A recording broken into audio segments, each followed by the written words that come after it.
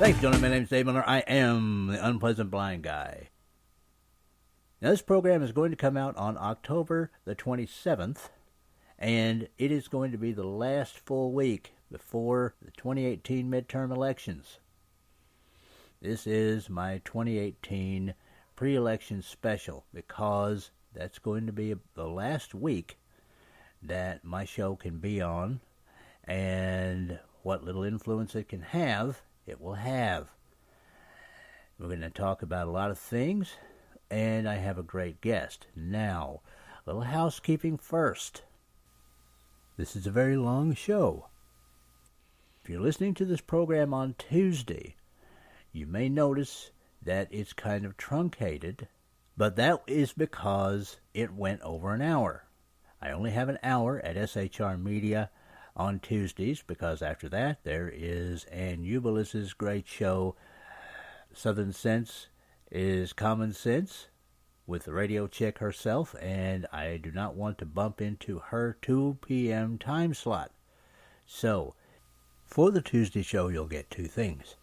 First of all, you'll get the last hour of this program, and on the Unpleasant Blind Guy SHR Media Spreaker site, there will be a link to the full program, which aired either on Saturday the 27th or Monday the 29th of October. The rest of the week, the show will run at its normal times until it is finished. And though it's long, do give it a listen because my special guest and I have a lot to bring you. So, let's get this started. I'm going to be running through this analysis today with the kind of man whose conservatism is of the using kind. Now, if any of you ever saw the movie Sergeant York, you saw the scene where Walter Brennan is talking to Alvin York, and he's saying, well, your belief system is of the using kind and not of the meeting house kind, giving him a compliment that way. The kind of conservatism that my guest has is of the using kind. It is not the ascot-wearing, microscope-observing, hyper-intellectual kind that some people are perhaps used to knowing about. This is the kind that promotes self-rule on the level of the individual, on the level of the street, and in the family and in the home. I want to welcome to the Unpleasant Blind Guy a good friend, a colleague, purveyor of the Exceptional Conservative Network, the Exceptional Conservative himself, Mr. Ken McClenton. Ken, welcome to the show.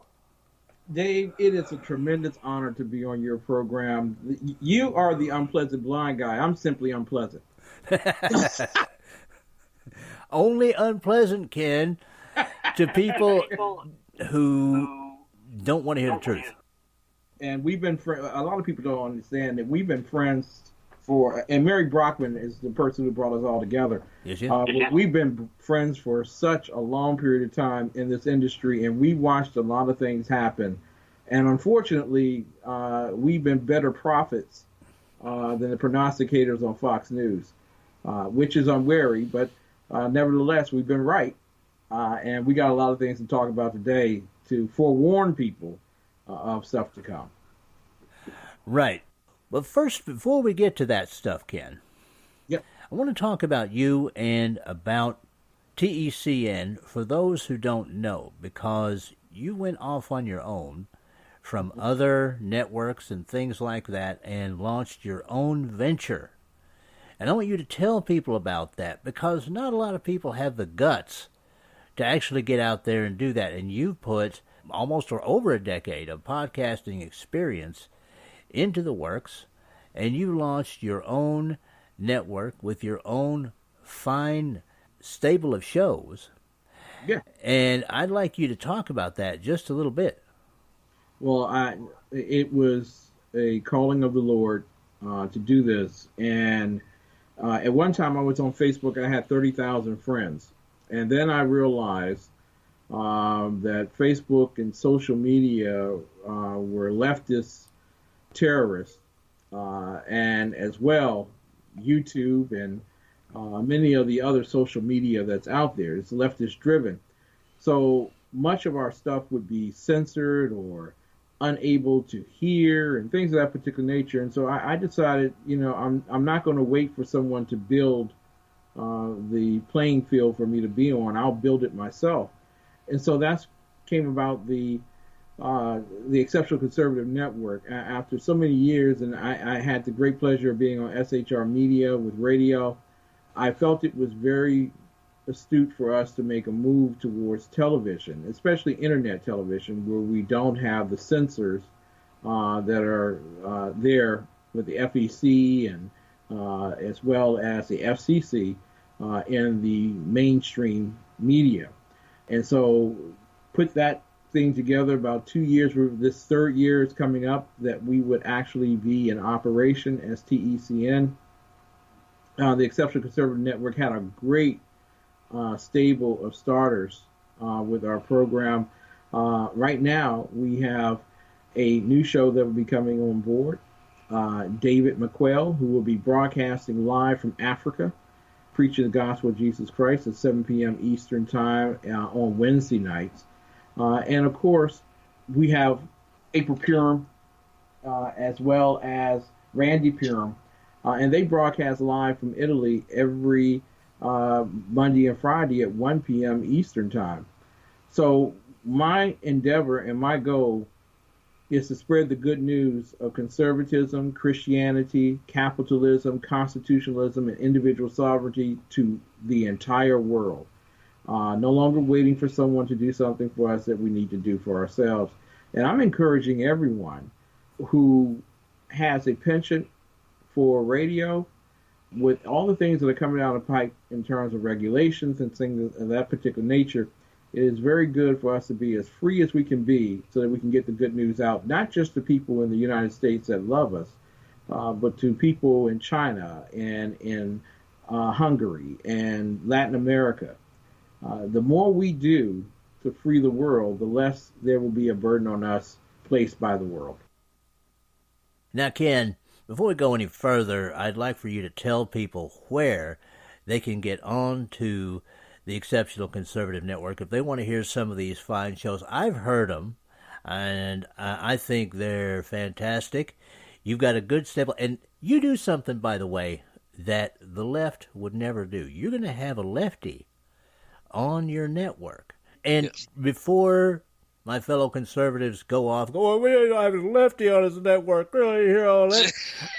Okay, before you go crazy, consider this. Would MSNBC give a conservative a platform? Would CNN give a conservative a platform? Would Fox these days give an unabashed conservative a platform? No, they would not. Conservatives believe that, at our core, we believe that free speech is infinite. And, Ken, you are living that. You're not just saying it. You're not just mouthing it. You're living it. And you're putting your network behind that philosophy. And I admire that very much. So I would like for you to let the people know where to go to see your fine programs.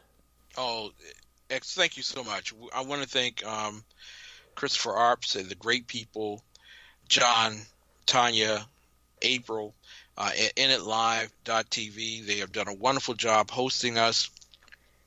You can go to InItLive.tv, or you can go directly to my website, theexceptionalconservativeshow.com, theexceptionalconservativeshow.com, or TECN.biz. You can go to any one of those particular three places, and you can watch us live throughout the course of the day. And yes, we are growing by leaps and bounds. And you know, one of the great things about my network, unlike a lot of other competitors, I don't charge any of my hosts to be on my network.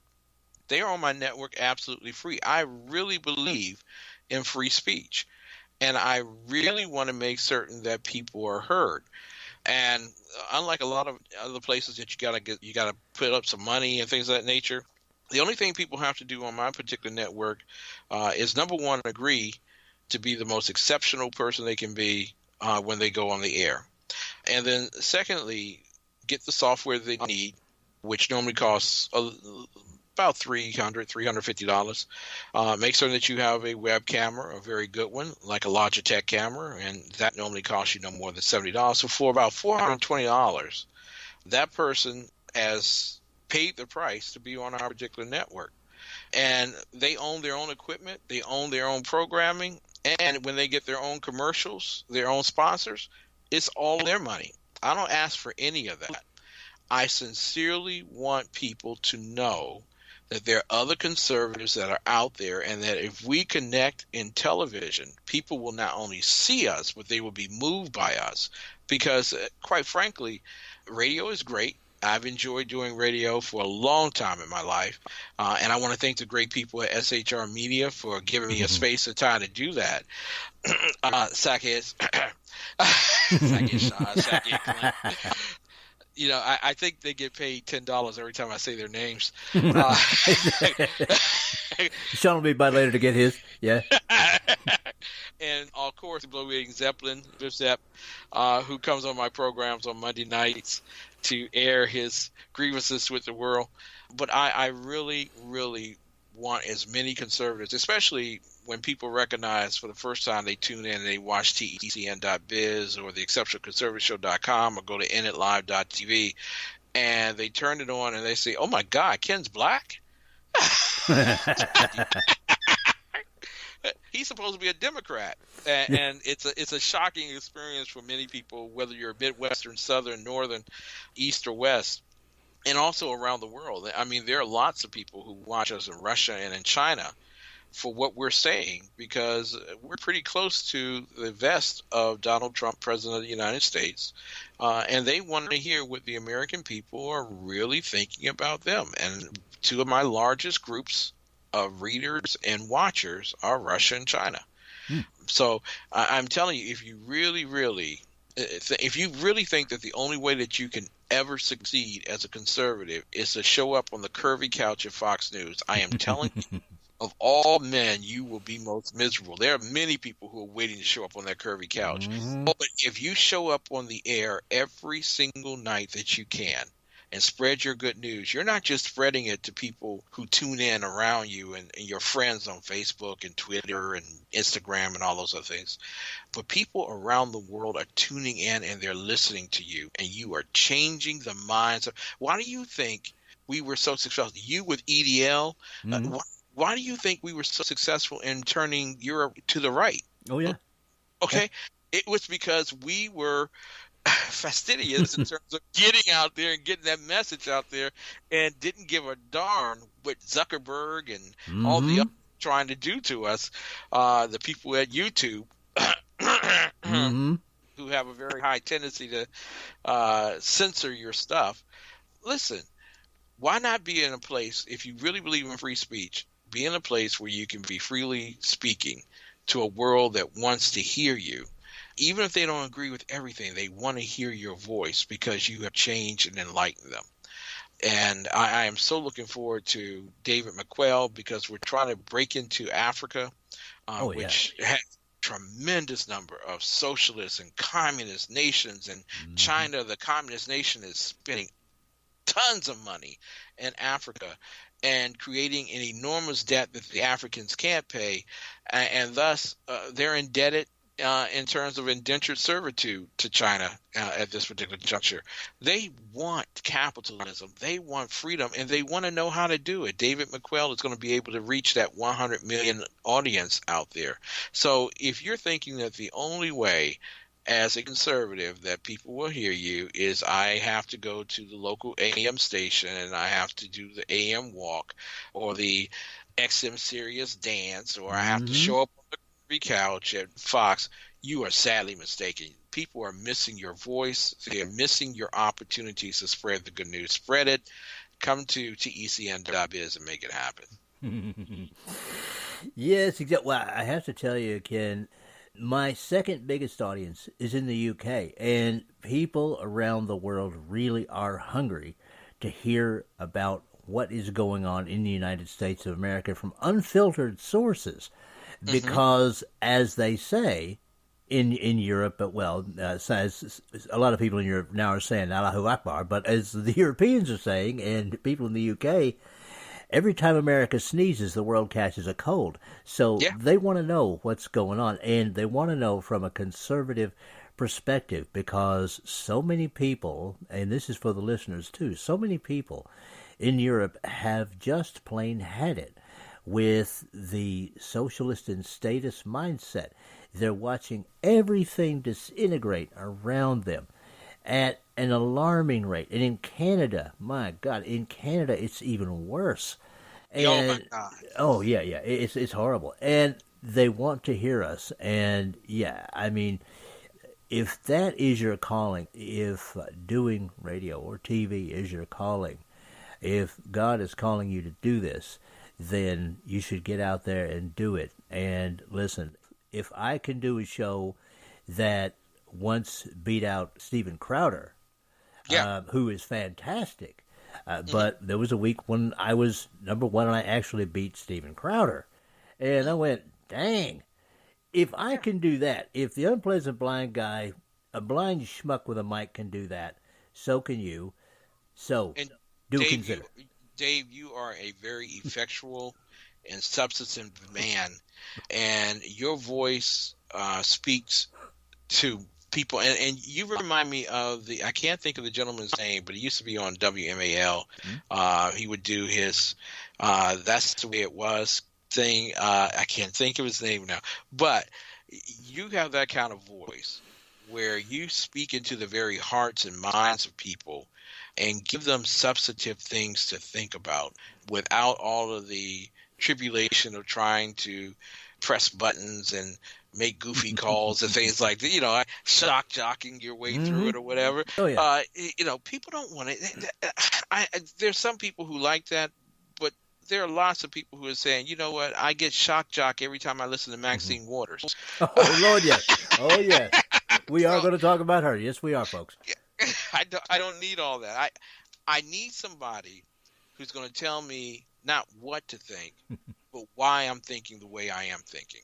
And you do a good job of doing that, man. Well, I appreciate that, Ken. And while we're doing the mutual admiration thing, as I said, so many people think, well, conservatism, that's just for rich people.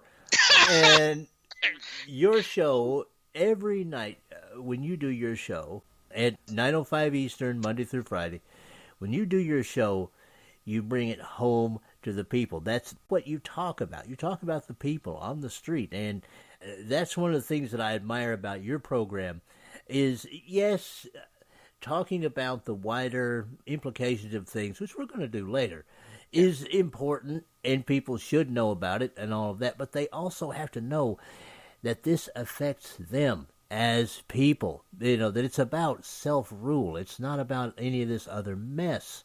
And you bring that home to people, and I have to say I admire that. Now, thank you. Now, Ken, I know you're involved in some other projects that are very important to you, and this speaks to the kind of conservatism that I've been talking about. And I think that even for people on the left, they have to recognize that these things are of a use to the community, the wider community at large. And no, I'm not just talking about the black community. I'm talking about everybody. And I'd like you to talk about those. One of them I know is Open Heart Closed Case. And I'd like for you to talk about those.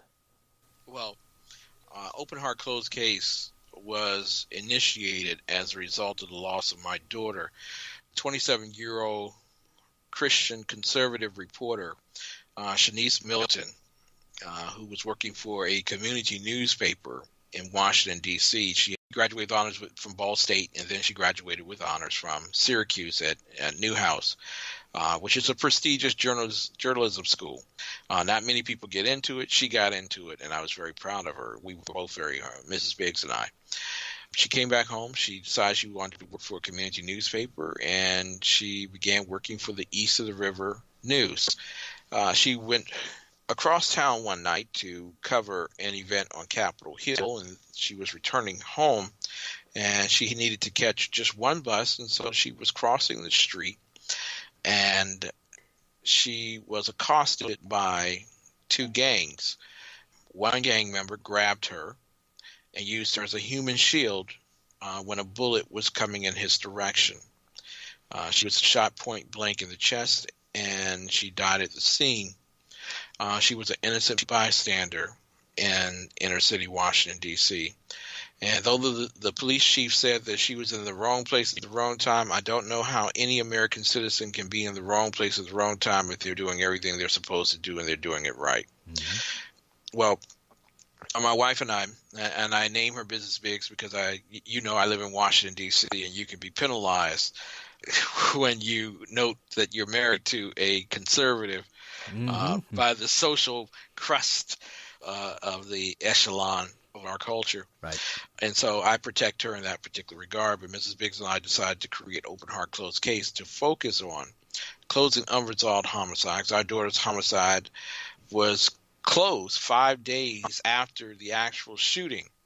At the time that the mayor of the District of Columbia, Muriel Bowser, was sitting in our home consoling us, I went upstairs to prepare for my show, and I checked the cold case files, and there was her name, Shanice Milton. And that was one of my top shows that year when I blasted the mayor and everyone else. And I continue to blast it because I don't think they're doing enough in terms of that. So our focus is on closing open cases, unresolved homicides, missing persons, teen suicides, and child abuse matters. And out of that, people, say, well, every nonprofit is worth the nickel that it earns. And we ain't been earning no nickels because we don't have a sexy project like social justice or, go get Whitey. We don't have one of those programs. So in order for us to be a substantial and self-sufficient nonprofit, we decided that we would partner with a good friend of mine, Michael Heckman, who is the CEO, Chief Operating Officer with M2 Transportation out of Houston, Texas. And we decided to create something called Nation First Transportation Workforce Project. And that particular project is geared to helping those who are low income and those who happen to be in rural and urban America to get into the transportation industry, which is suffering a tremendous crisis at this point. There are over 1 million jobs in that particular industry, not just trucking, because a lot of people say immediately, yeah, we need more truckers. Yeah, we do need more truckers, but there are over 1 million jobs in the transportation industry that have not been filled. And we're talking about salespeople. We're talking about management, administration, clerking, dispatchers, the gambit. There's so many positions. And so what we decided to do is that for a tuition-based program, we would train inner-city youth and young adults and older adults, didn't matter what age, gender, whatever, to get into those particular positions. And so after taking a 1-week class in which they pay a tuition for it, which is reimbursed by the company that hires them, they are able to get into the transportation industry and earn anywhere between $35,000 a year to $200,000 a year. Now, which is simply amazing when you look at the fact that you don't need a GED, you don't need a bachelor's degree or an associate's or undergrad. You don't need any of that. You just need a desire to work. And when you think about the fact that there are individuals who, I forgive me for using the term Shaquita, but Shaquita, who has been spending most of her life on welfare, now instead of getting $30,000 worth of welfare benefits, now she can get a job paying her $35,000 with health insurance, or work from home as a dispatcher making $50,000 a year, or heck, show up for work every single day in sales and make nearly $200,000 a year. I mean, what we're talking about is something, our model is completely different from the old school nonprofit model where the government pays for the individual to go through a minimum wage training program, and maybe they learn how to flip burgers or fold sheets, and they're expected to live off of that. You can't live off. I don't care what Amazon says or Washington Post says or any economy. You cannot live in Washington, D.C. You cannot live off of $15 an hour. In fact, the median income is $106,000 a year. That's poor. $106,000 a year is poor people money. in D.C. Right. Now, you're going to tell somebody they're going to make $15 an hour? Really? No, you're not helping them. We created our program based on a maximum wage strategy. We don't want individuals just making minimum wage. We want them making above minimum wage, and it doesn't matter that they don't have a GED or college degree or anything. Even if they have it, it's great. If they don't, it's still good. And they can get into the industries that will pay them a great deal and have their tuition that they paid out of pocket reimbursed to them. So they're putting skin in the game versus the old standard of the minimum wage training programs, in which you put no skin in the game, but you don't really make any money. We're turning that whole apple cart over and around. And I'm hoping we've already gotten conversations with people to expand into Alabama and even Toronto, Ontario, Canada. So we will be, hopefully, as this program is picking up around the country, and we hope people just start thinking nation first, nation first, nation first. You can go to Facebook at Nation First or openheartclosecase.org. You can go to any there and find out all the information about us. And we also have 2 training programs that are coming up. Well, we do have 2 training programs in Washington, D.C. in the 2nd and 4th weeks of November. But we also have some information sessions that are coming up this Thursday, the 25th, at Thurgood Marshall Academy at 7 p.m. And then on November 3rd, which is a Saturday, at the same Thurgood Marshall Academy from 12 to 2. Come. It doesn't matter who you are, what you are. All you need to do is work, and we want to make certain that you work and are able to live in the inner city. Because if they tell you you can make it in the inner city off of $10 an hour, $15, just laugh at them, because they ain't going to happen. Right. It is refreshing to hear, because one of the things that the left always accuse us of is not providing solutions. Oh, you just talk about problems, but you don't talk about solutions. And this government program over here provides a solution, and you just talked about the types of solutions that they provide, which are not very good. So it is encouraging, and I hope people go to those places. The thrust of this program is to help everyone prepare for the 2018 election and to give you a view of who you'll be voting for if you stay home, and who you'll be voting for if you vote Democrat, or rather what you'll be voting for. Now, I've been doing this for a while, and when I first started out, the verbal insults and whatnot from the left towards the right were subtle, but they were there, they were persistent, and they've just gotten worse and worse and worse over the decades. And we're at a point now to where it's down to actual violence. Now, much of this has to do with the overall attitude of the left. Now, everybody knows about the Elizabeth Warren fake Cherokee scandal and things of that nature. She tried to use status as an American Indian. No, I don't call them Native Americans. All of the Indians that I know call themselves Indians, okay? She tried to use her status as an American Indian to get into some college program or other, and as it turns out, she has actually less American Indian blood in her than most white people. So, we've been having a lot of fun with that, Ken, as you know.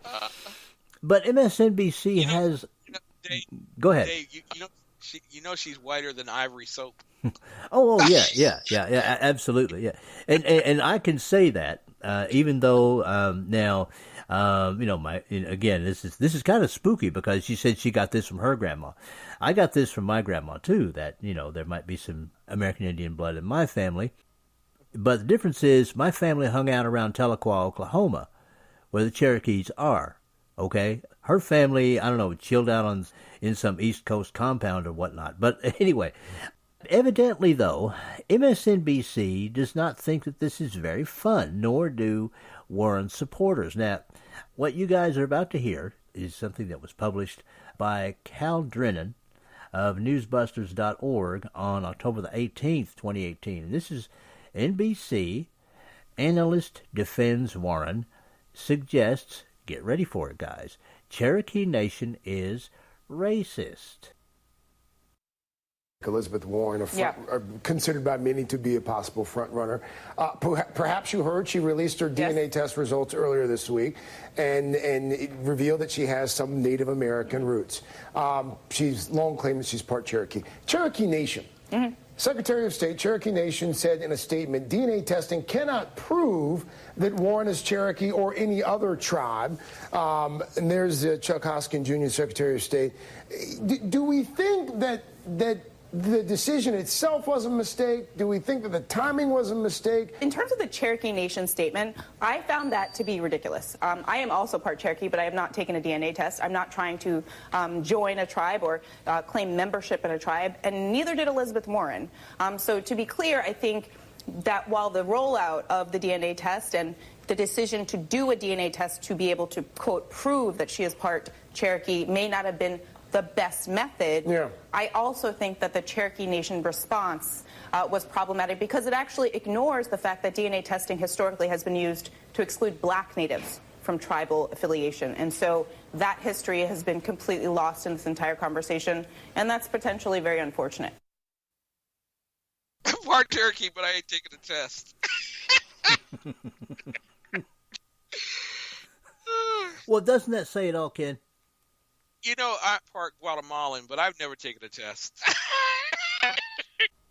Well, my thing, Ken, is I just believe my grandma, and I'm too cheap to take the test because I ain't going to blow $100 on that. You know what I mean?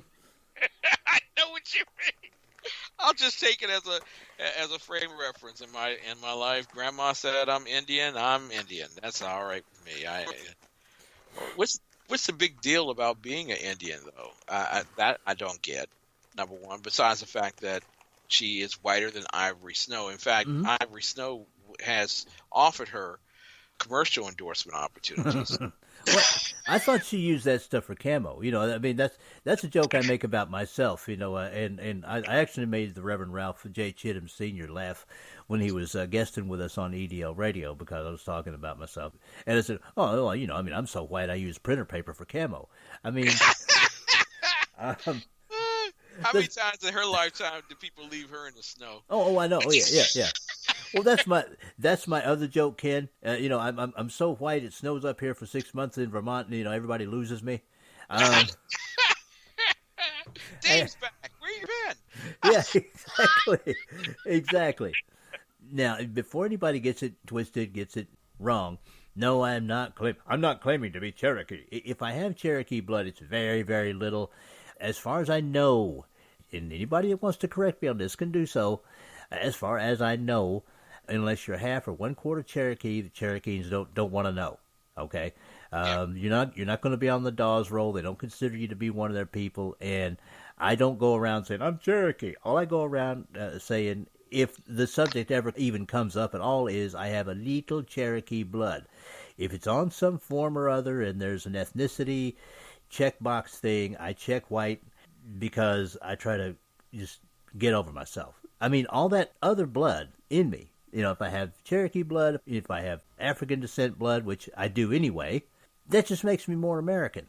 And as you said, Ken, the rest of it really doesn't matter that much. But what did you think about the MSNBC analyst's assertion that the Cherokee Nation is racist now?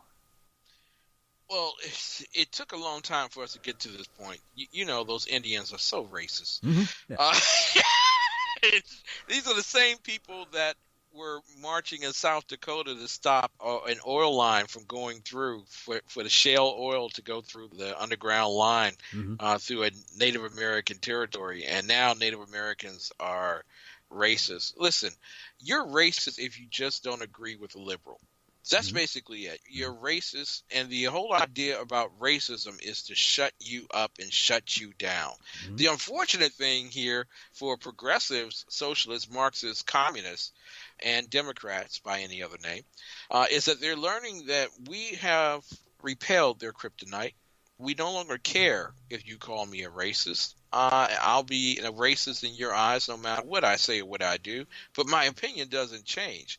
The thing about Elizabeth Warren, however, And those that do what she does, and actually, if you paint your face black, you could be a leader in the NAACP, Rachel Dolezal. So what we've learned is that for them, the amazing ability to advantage themselves by claiming a small portion of minority, their affirmative action is the most racist form of abuse towards individuals deemed minorities, blacks, Asians, Hispanics, and quite frankly, it's repulsive. It really is. And it just shows how arrogant and conceited that someone is to actually say, I'm 0.037% Cherokee, and that makes me an Indian. That's just, it's so audacious when you say that. When you think of the mathematical probability, you are more likely, Dave, to be struck by lightning twice in one place than to be, if you were Elizabeth Warren, a Native American. And unfortunately, the true racists are the Democrats. They've been practicing it since the Civil War with Jim Crow and with affirmative action. And just ask any Asian who wants to go to Harvard. Oh, yeah.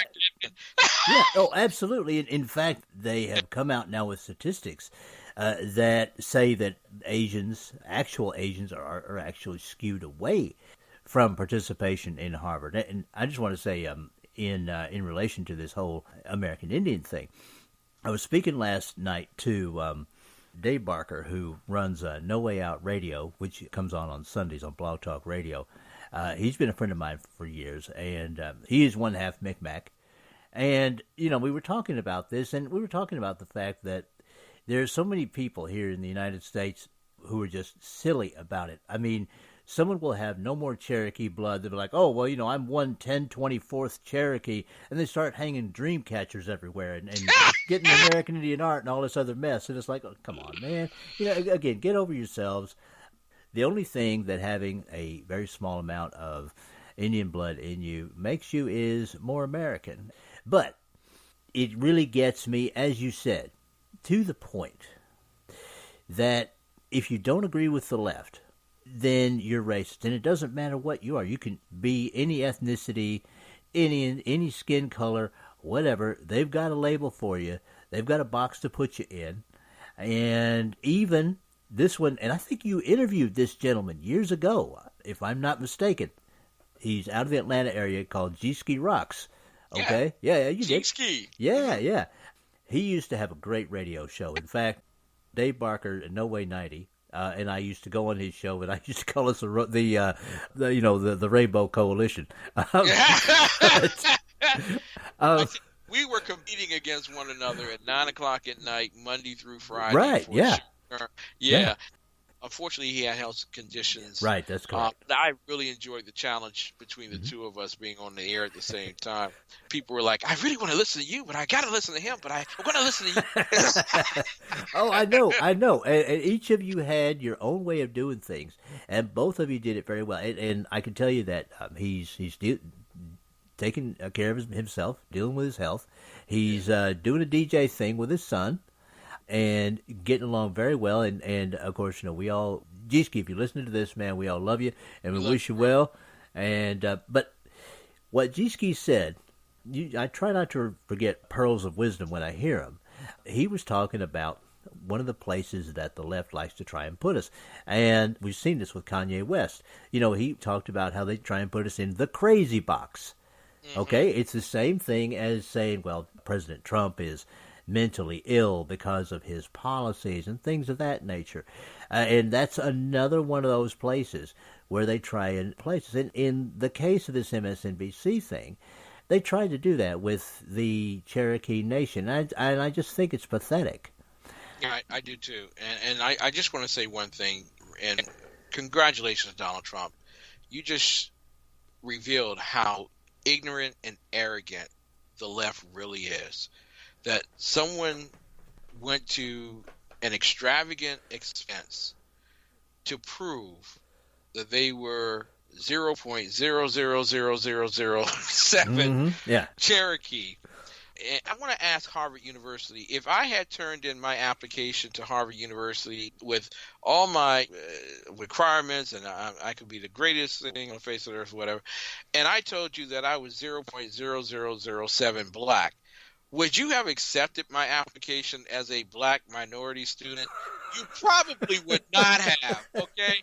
You would have told me to take my little white butt over to Yale. Exactly, yeah. So you know, she is a fraud. She has proven that she is a fraud. And the gregarious thing about all of that is how whimsical the left is in terms of holding her fraudulent behavior. She took the place of a real Native American at Harvard University. I just want to say that. She, who is whiter than a snow bunny, whiter than ivory snow itself. I mean, purity-wise, whiter. I mean, there are Swedens, people from Sweden, who are like, wow, you are really white. Exactly. Okay, and she has the audacity to take a minority scholarship away from them.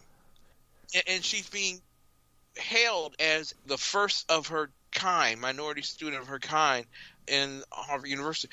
She is being regaled by the left, and what she did was she stole a heritage and stole someone's college scholarship and stole fraudulently the opportunity for someone to have changed their own lives who was Native American. So the truth of the matter is she's a thief, she's a fraud, she's a phony, and I thank God for Donald Trump, President of the United States, number 45, for revealing to the world how idiotic and how really crazy. You want to know what crazy is? Crazy is Rachel Dolezal. Crazy is the gentleman who's in charge of Black Lives Matter, at least the Treasury part of it, right? Who's white. Crazy is a U.S. senator spending a sum of money to figure out that she is 0.000073 or whatever Native American. That's crazy. Kanye West, not crazy. Warren, crazy. Yeah, absolutely. Now, all this desperate attempts on everyone's part to get into some kind of identity that is prescribed, not proscribed, by the left to be an identity that has validity, has boiled down into identity politics, and that has boiled down into the politics of people like Congresswoman Maxine Waters of California. Now, can you give me your opinion about this after I'm done? I think part of the reason that people are engaged in this election of 2018 is because they have seen the kind of mob thuggery that has gone on, partly due to her encouragement. We saw Lindsey Graham not only being disturbed in a restaurant, but having his food thrown, him and his wife. We saw Senator Ted Cruz being accosted in a restaurant. We've seen it with other Trump administration officials. And this, listeners, I'm going to ask Ken about this obviously once I'm done, but I think this really is something that resonates with people because they can imagine that being them. Just because they happen to have an opinion that is opposite of that of the left, that the left is going to come after them and not allow them to live their lives in a normal fashion that people already have to, in certain neighborhoods, in certain areas or whatnot, they already can't wear whatever political gear they want to. Yeah. That's already, that's done. You know, we have reached a point where they were in the 1930s in Nazi Germany. And I know a lot of people on the left go, oh, yeah, here you are, compared to 1930s. It was that way. Open up a book and read some history. Now, Ken, your opinion about all this, and Maxine Waters in particular. Oh, gosh. I love to see older women with wigs that are younger than they are. Sorry. Oh, man, I'm telling you. Most people listen to me at 9 o'clock and they say, oh, boy, he is so substantial. You know, he's really articulate and well thought. Man, did you really get to know me afterwards? But Maxine Waters is one of the greatest disgraces to the American political system. Now, I want everyone to know that she is not the most obstinate. I mean, we come from an era during the Civil War where a congressman came all the way across from one house to the other to nearly slay a senator who was speaking against slavery. So I just want you to know, we haven't arrived at that level yet, but what they are intentionally doing, and the person who got this kicked off in 2008 was Barack Hussein Obama, the 44th president of the United States, who said, get into people's faces. And you remember the Christmas, the Thanksgiving where they had the little metrosexual guy with his little cocoa cup or whatever and his little onesie on, and he was identified as the person who should be talking to everyone about Obamacare, and you need to get in people's faces. Well, that was a call for mob. Democracy is mob politics. So a republic is about states and statesmanship. Democracy is about the mob, and whatever the mob rules, the rules are made. And so you look at Barack Hussein Obama, you look at Eric Holder, you look at Maxine Waters, you look at Nancy Pelosi, you look at Chucky Schumer, you look at all of these people along the way, and then their minions who are part of Planned Parenthood, part of Move.org, who are part of other Antifa, and Black Lives Matter. And we can go on. SCLC. Nation of Islam. Nation of Islam. Over and over. And the Gray and Black Panthers. Over and over and over. You're looking at radical. And ladies and gentlemen, the Ku Klux Klan is still a member of the Democrat Party. They have not been voted out. God has, but not the Ku Klux Klan. I just want you to know how violent these individuals are. They only believe in one. Now, this is not your John F. Kennedy Democrat Party. It just ain't. So stop running around telling people that the Democrat Party has a change. It is a very violent, narcissistic, intimidating, fearful. And I'm not talking about we be in fear of them, but they are fearful even of themselves about how radical and violent they must be in order to get their point across. They are virtually the 2-year-old baby of politics. And when you don't agree with them, they will throw their tantrums. They will put on little pink vaginas and walk through the streets of Washington, D.C., professing that you are the crazy one. Yeah. And what's really august about all this is that that's not the American way. It just isn't. We may disagree, but the American way is that we agree to disagree. We're civil. But you have Hillary Rodham Clinton that's calling for incivility. And then you have the woman who's running for governor of the state of Georgia, and Stacey Abrams, who's telling people that illegal aliens are more important to her than her own people. You know what I'm saying? The mob that's coming from Central America is more important to her than her own people in Georgia. This is a sickness.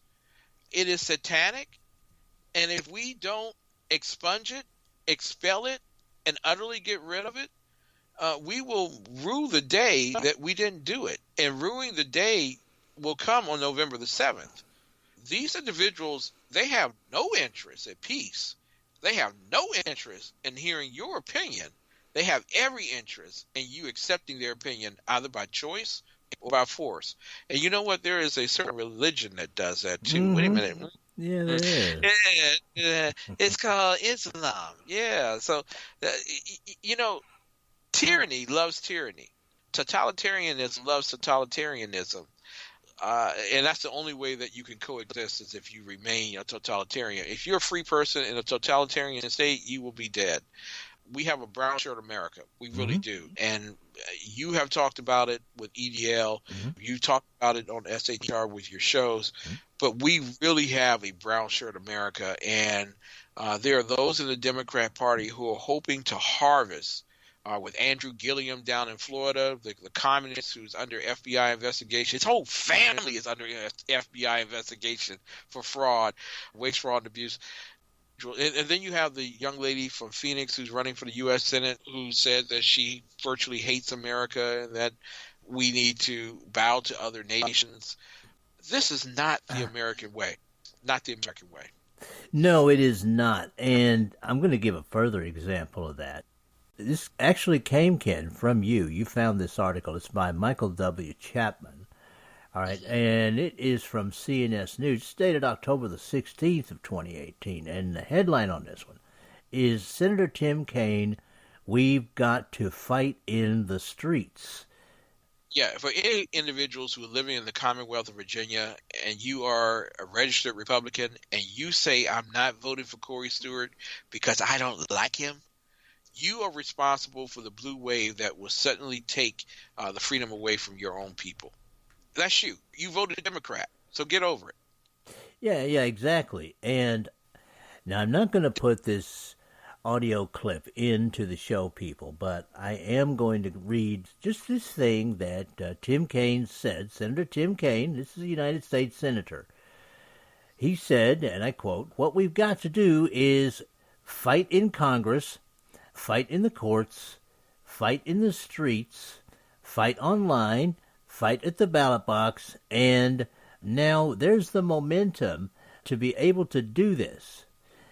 Now, that's what basically he said. Now, what that means to me, and Ken, I'm going to ask what that means to you in a second, is that he is ready, as you said, Ken, to take it to people either through legal means or just by force. It's come down to that now.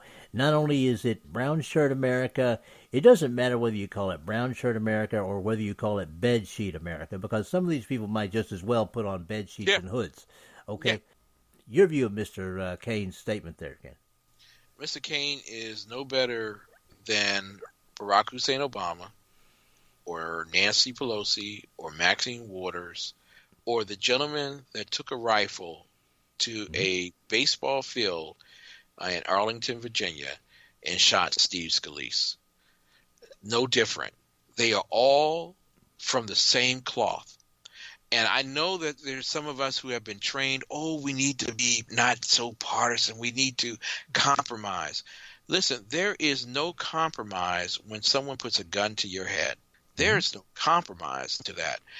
These individuals, and you listened to one of the shows I did last week about Antifa, and Antifa and Black Lives Matter have made a compact that on November 4th, they're going to be protesting in areas to intimidate people not to vote. And so, quite frankly, I have been concerned about individuals voting and their safety. When you have the wife of a Kentucky senator, Rand Paul, who says, I sleep with a gun next to my bed every night now because of the threats that have been made against our lives. And I want you to – Kentucky. Okay, Kentucky ain't New York City. All right, Kentucky. But this person feels so intimidated by the left that their family must be protected at all costs. We have gotten to a point in America where there are no two opinions. There's no diverse opinion. It is either their opinion or no opinion at all. And so when you have that and you have individuals who are professing, and this is a quote from Antifa when they attacked the Metropolitan Republican Club, their quote is, "Our attack is merely a beginning. We are not passive, we are not civil, and we will not apologize. Those of good conscience and clear mind know this state of oppression cannot remain. The U.S. fascist political system is one of the most savage institutions in history, and we will combat it relentlessly until all are free of American barbarism." Is that not a treasonous statement to overthrow the government? But I want you to know, for Tim Kaine, that's okay, because guess what? His son was a member of Antifa and got arrested for his actions. If Antifa was okay for Tim Kaine in his household, what do you think he means when he talks about taking it to the streets? This ain't no Motown dance, we're talking taking it to the streets. He's talking about violence. And when Eric Holder talks about kick them when they are down, they're talking about violence. Now, they can easily come back and say, well, we're statesmen. We didn't mean it. No, you meant violence. A little boy in kindergarten understands a bullying policy that says unjustly that it's okay for someone to hit me in my face. I can't hit them back. This is exactly what the left wants to do. It is bullying people. Donald Trump is not the bully. Tim Kaine is the bully. Nancy Pelosi is the bully. Maxine Waters is the bully. And good old Spartacus, Cory Booker, Please. Whenever he can get out of the men's room from trying to make other people do sodomy on him, okay, he's part of that particular mob mentality. Our children are not safe. Our women are not safe during this election period. So I'm telling all the strong men, see all you great fathers out there, God bless you all, who love our country, who are patriots, absentee vote. You don't have to mail it in. You can walk it into your courthouse. They will take it, and they will count that in the presence of a lawyer from the GOP and the Democrats on the election night. So your vote is safe if you absentee vote. And people say, well, I can't absentee vote because I don't have a reason. Listen, when you got all these people voting this year, they're not worried about your reason. If you want to absentee vote, go ahead and absentee vote. Do it. And then go to the polls and just protect. Just protect. Be ever watchful. It is far better to be ever watchful than to be under the emission of a threat to our children and our women. It has become so vile in our country that it's going to take us protecting our children and our women against Antifa, Black Lives Matter, and all the other mobs that are out there. Now, for people who don't remember this, Ken reminded you of when 66-year-old James T. Hodgkinson of Bellevue, Illinois, shot a House Majority Whip, Steve Scalise, who he grievously injured, and injured at least 4 other members of a Republican congressional softball team. Now, you can, if you want to remind yourself of this, and remind others of this, and remind others that this is the end game. All right, this is something that was posted and updated on June the 14th, 2017 by Lita Gore of AL.com, and the headline on it, in case this again is just in case you want to go looking for it, GOP baseball shooting, Scalise critical, gunman dead, FBI investigating. Now, that happened back then, and it doesn't stop there, people. Nancy Pelosi, former Speaker of the House, and if conservatives, independents, and right-thinking Democrats don't get out there and vote the right way on November the 6th, the person who will be the Speaker of the House, again, has come out and said that there will be, to quote her, collateral damage to those who disagree with us. That's what she had to say, and that is in this audio published by GOP War Room on YouTube, October the 18th, 2018. And the headline on that one, and the title on that one, if you want to go looking for it, is Unhinged, Nancy Pelosi Endorses, quote, collateral damage, end quote, against Americans who don't share her views. So anyway, I think that we owe the American people to be there for them, for their financial security, respecting the dignity and worth of every person in our country. And if there's some collateral damage for some others who do not share our view, well, so be it, but it shouldn't be our original purpose. Now, guys and dolls, all these things that I'm referencing are going to be available through social media. I can be reached at UBG Contact on Twitter. I'm also Dave Milner on Facebook, the Tea Party Community in MeWe, and Amagador on Gab. And all these things are going to be posted in those places, so you can reference them yourselves, and do pass them along along with this show, because this is a critical time for our nation. Now, Ken, what made you of this Nancy Pelosi statement? Well, I think it goes along with the other 13 noted claims by Breitbart, where the left has virtually established a war. Let me just be a little bit more succinct in this. The left is at war with America. They will take no prisoners at this point. They have lost the presidency. First and foremost, they were disappointed with Obama that he didn't go as radical as they wanted him to go. And that's saying something. Oh, it is, yeah. It's amazing. All right. And they are angry that they lost. Hillary Rodham Clinton was supposed to be their savior and redeemer. And you saw the weeping and gnashing of teeth on election night. Mm-hmm. And they've been in a static position since then. And their only desire is to recoil and snap and kill.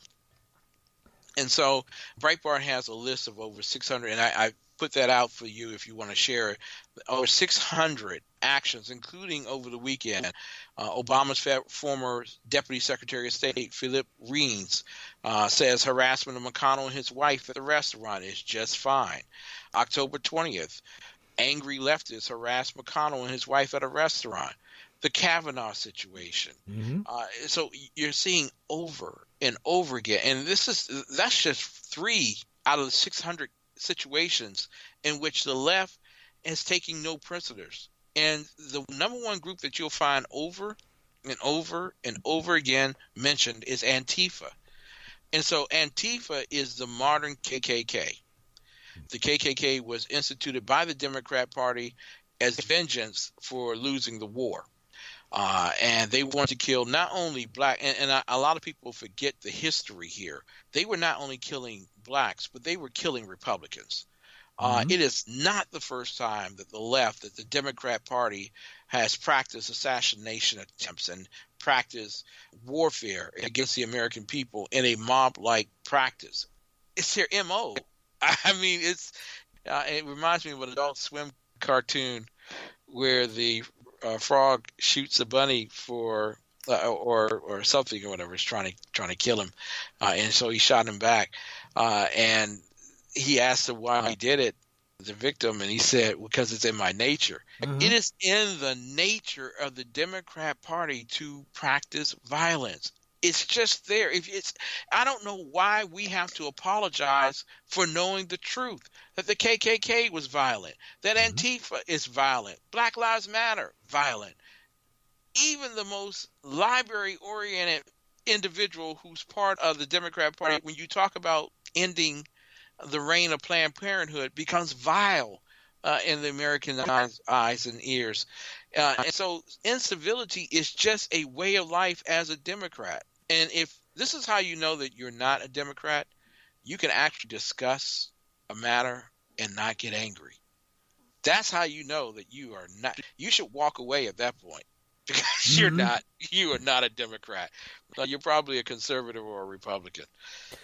Well, I look at it this way. I think it's okay to get angry, but my rights end where your body and your ability to live a normal life begin. And that is something that has broken down in this country. And I just want to read to everybody, this is where academia's head is at now. And understand that if Democrats take over after November the 6th, if they take over, academia is just going to be strengthened even more. Now, the following comes from an article published by Latest News on October 1st of 2018, and its title is Anti-Kavanaugh Feminist Professor Calls for Death of Entitled White Men. That's the quote. Now, this is something that's on YouTube. Christine Fair, a professor at Georgetown and an outspoken critic of President Trump and his supporters, recently condemned all white men, whom she said should be killed and fed to pigs in response to the ongoing battle regarding Scottish nominee Brett Kavanaugh.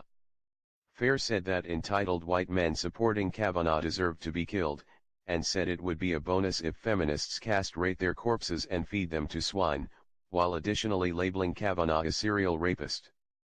Previously, the Georgetown University professor has cursed at a Muslim Trump supporter, and has taken part in counter-protests against various right-wing activist groups. A professor at Georgetown University known for making incendiary comments against supporters of President Donald Trump said white men deserve miserable deaths for supporting Supreme Court nominee Brett Kavanaugh. Christine Fair, an associate professor at Georgetown in the School of Foreign Service, tweeted Saturday, saying white Republican men should die and an added bonus would be if women castrate their corpses and feed them to swine. Her tweet was in response to South Carolina Republican Sen. Lindsey Graham's comments in front of the Senate Judiciary Committee. He defended Kavanaugh against an unethical sham and slammed Democrats for not releasing sexual assault allegations against the judge for weeks after they first received them.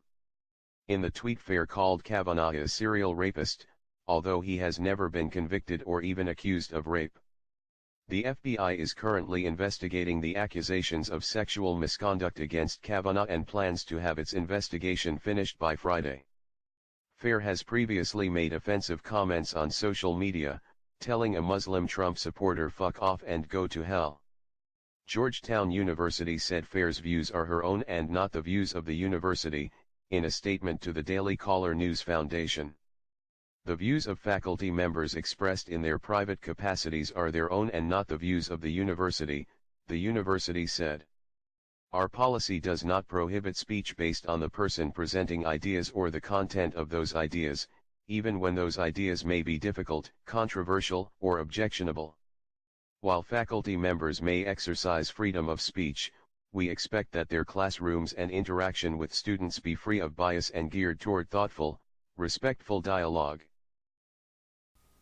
Wow. All right, Ken. Yeah.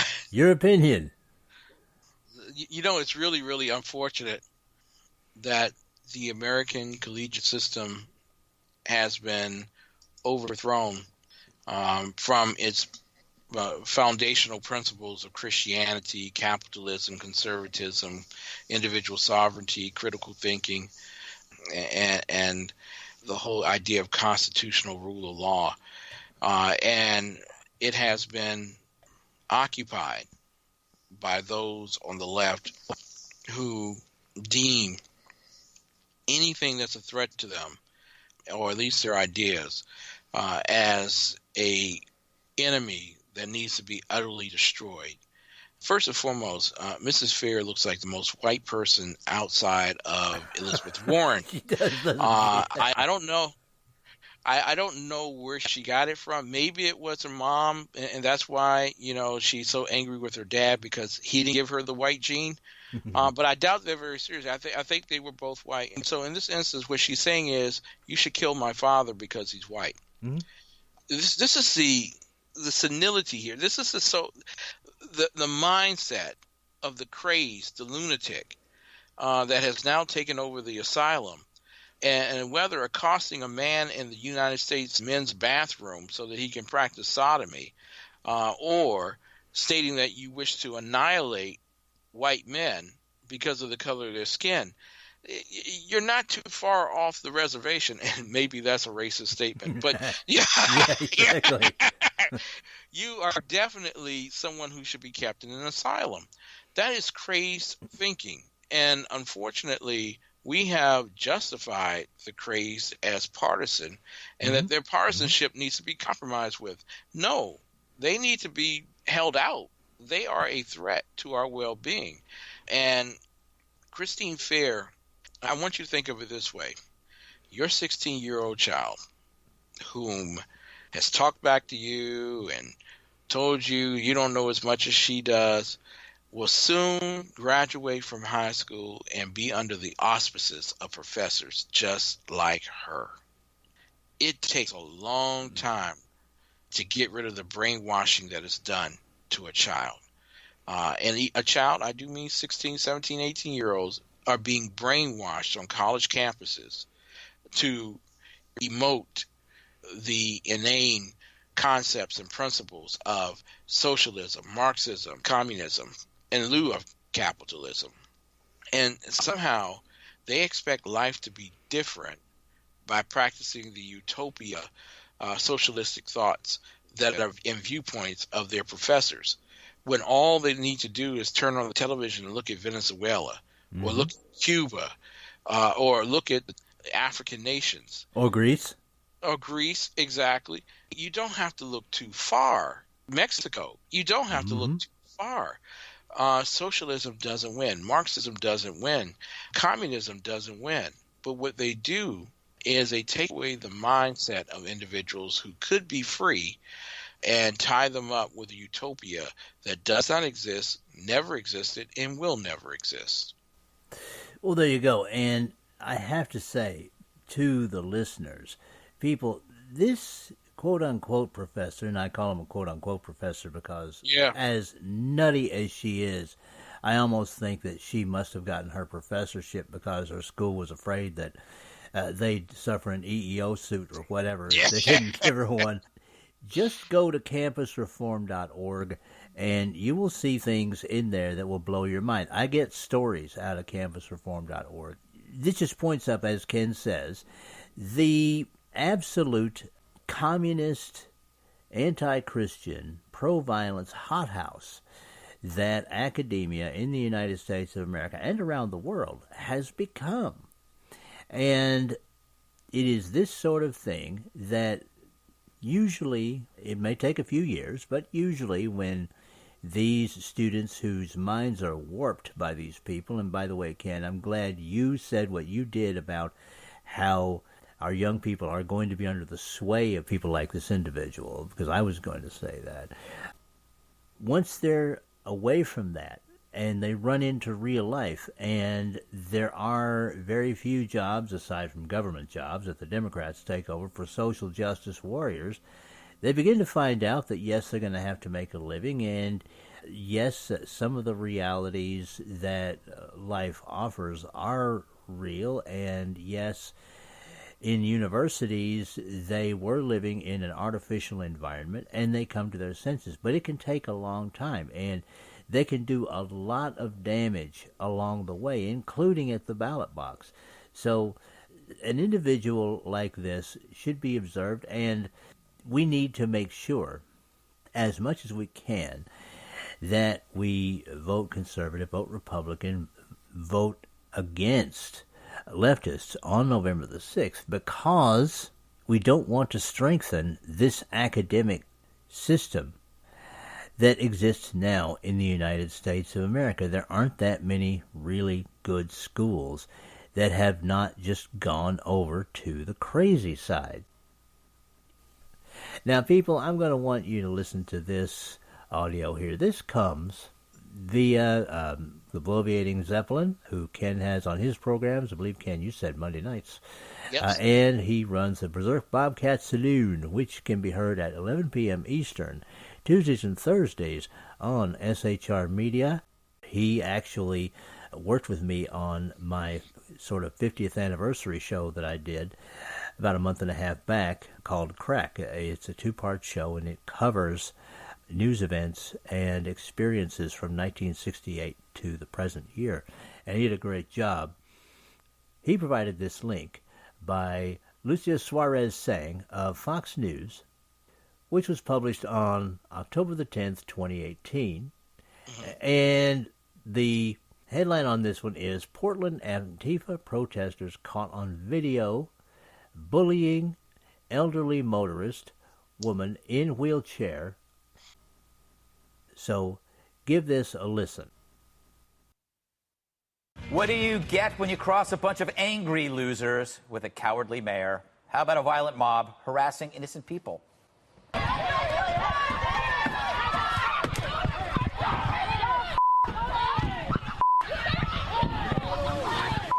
Isn't that pleasant?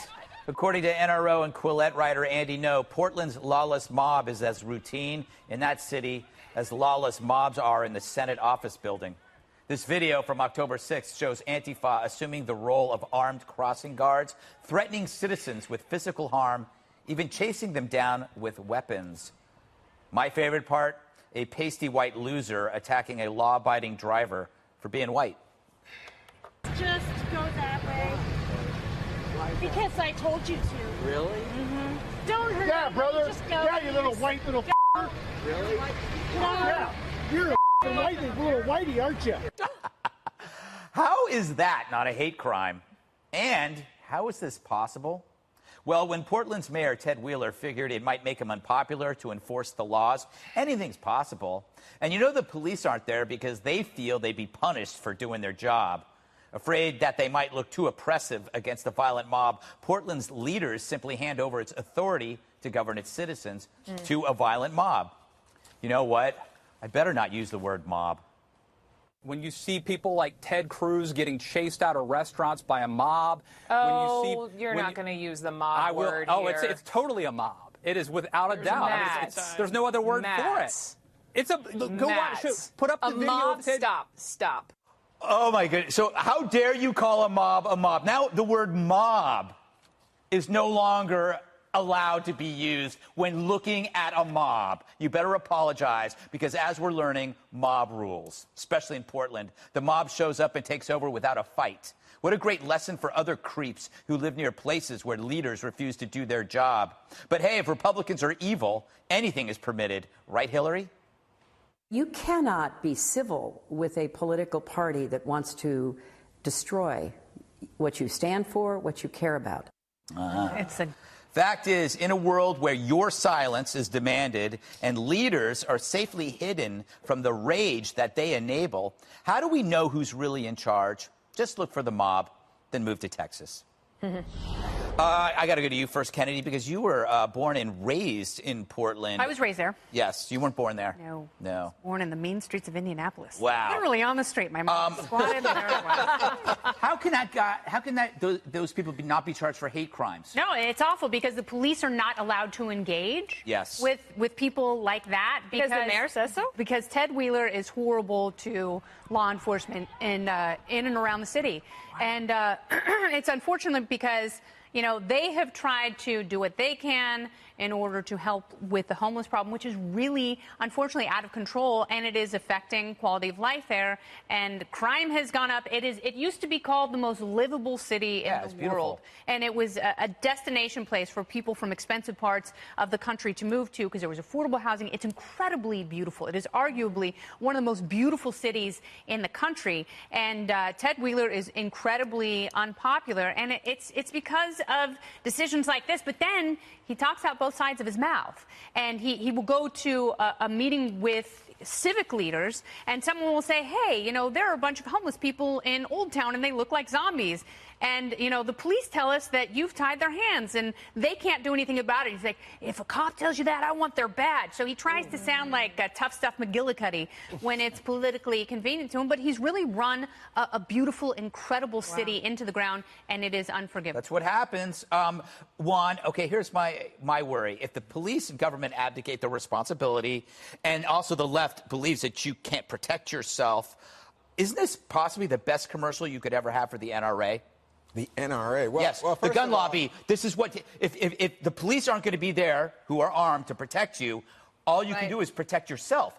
I would, if I were the NRA, I would run that every day. I see. So, in other words, it's not enough that you're in a car and you could run them over. You want to shoot them. No, I'm saying that you have to protect. No, the police are there. The police are there to protect you. Well, I'm saying, and if they're not there, you have to defend yourself. Look, I think this is way overstated. But you know, to me, this is like culture wars on the part of Republicans. Let's go after these. So homeless. This never happened. These homeless. Those aren't homeless people. A lot of them are homeless people. I think Kennedy's right. A lot of these people. By the way, I remember going through this with you before. I think this was when there was some protest in D.C. and you said, look at these I mean, a lot of these people are troubled people, and then they join in with an anti-Trump movement, and then you say, oh, that's the opposition. That's why that's a mob. This is no mob. Look, there's a freedom. That's not a mob. Look, those people were misbehaving, And they should be held accountable for their actions. So I'm all for it, because I don't want anybody coming after me, my family, or you guys on the fire. But I'm just saying. You shouldn't feel unsafe in your own city. It's unacceptable in Berkeley or Chicago. It's unacceptable or anywhere else. in Seattle, New York. I think this problem with people who have mental issues, the homeless, and that's growing in our country. But I think your thing is so curious to me because, gee, isn't it the Republicans who talk about MS-13, who talk about fake take care jobs, of them. Do something about it. We do something. Pizza parlors where suddenly crazy conservatives come and shoot. I'll correct here because what Juan Williams is referring to is the Pizzagate case, where the Washington, D.C. police refused to properly investigate allegations of child sex trafficking from a pizza restaurant, and a citizen journalist who happened to be armed went in to gather information. He did not go in shooting. Juan Williams lied and got away with it. Let's move on.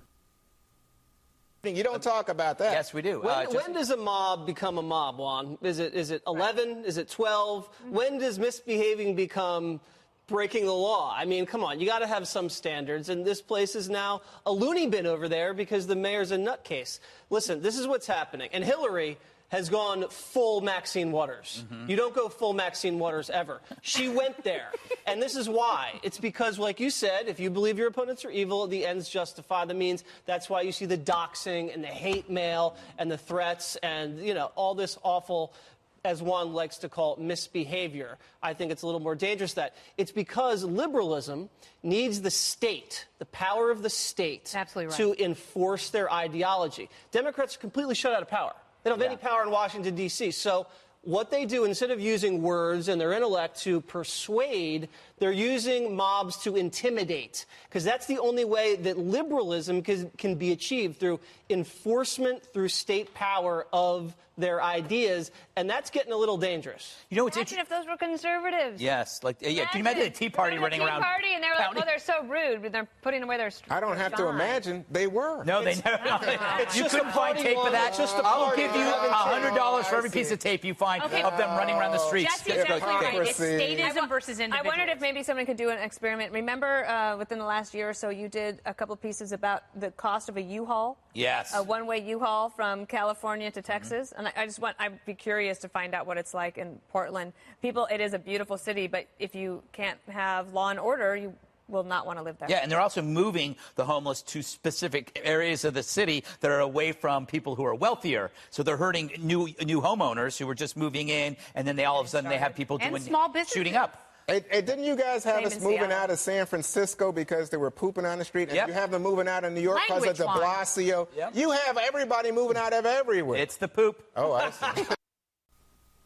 Now, Ken, as you know, Juan Williams is a part of the Five, and he's a lefty, even though sometimes he tries to soften his stance on some things. But in this one, he defended Antifa and said that the Tea Party movement is just as violent, and I have to say I admire Greg Gutfeld for saying that he would give Juan Williams $100 for every instance that he could find where the Tea Party movement acted like Antifa.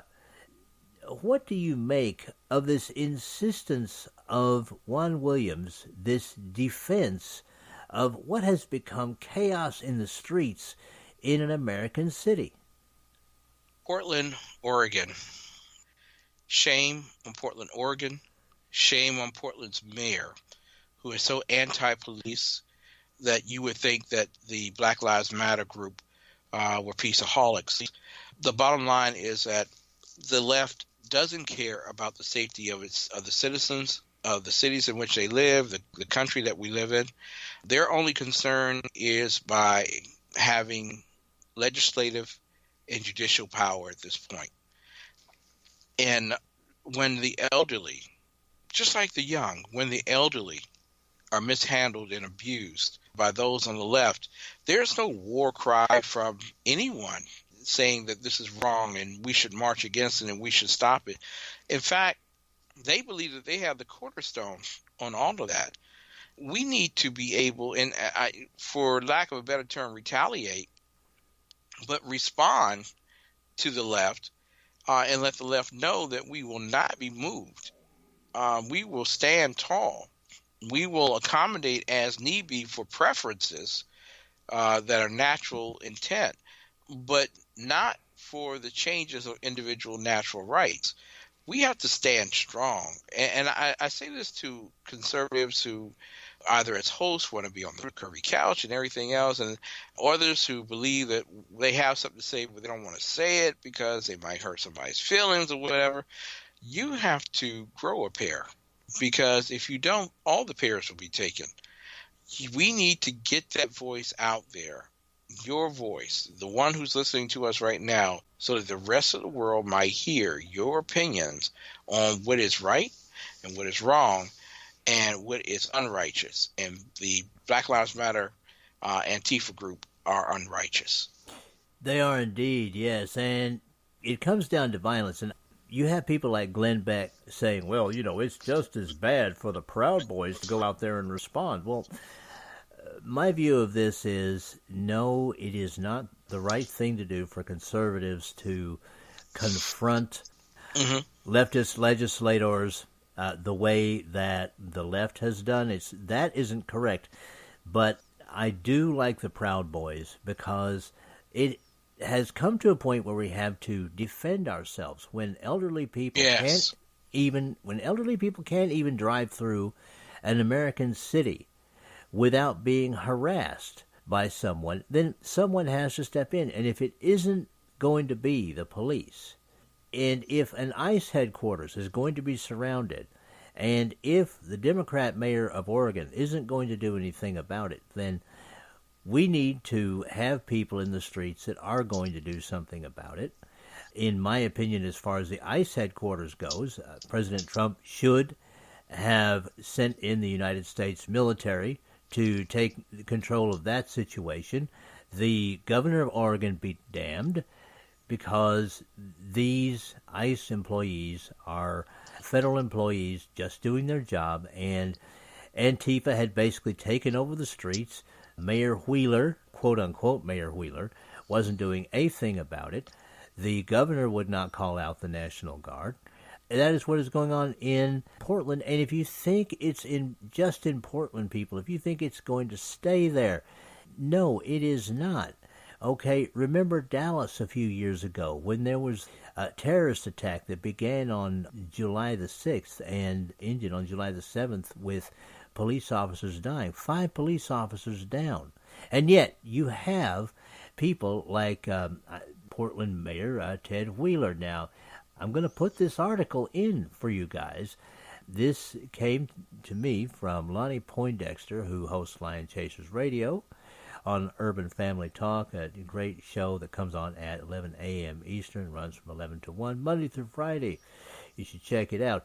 And he posted this on Facebook October the 15th, 2018, and it is from the Washington Times. The headline on it is, Ted Wheeler, Portland Mayor, listen to this, guys, stands by decision to allow Antifa to block traffic.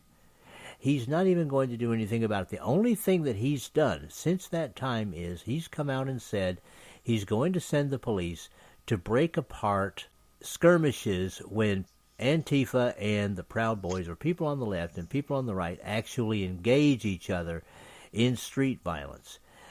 But that only means, Ken, that he's going to allow the rest of it to continue.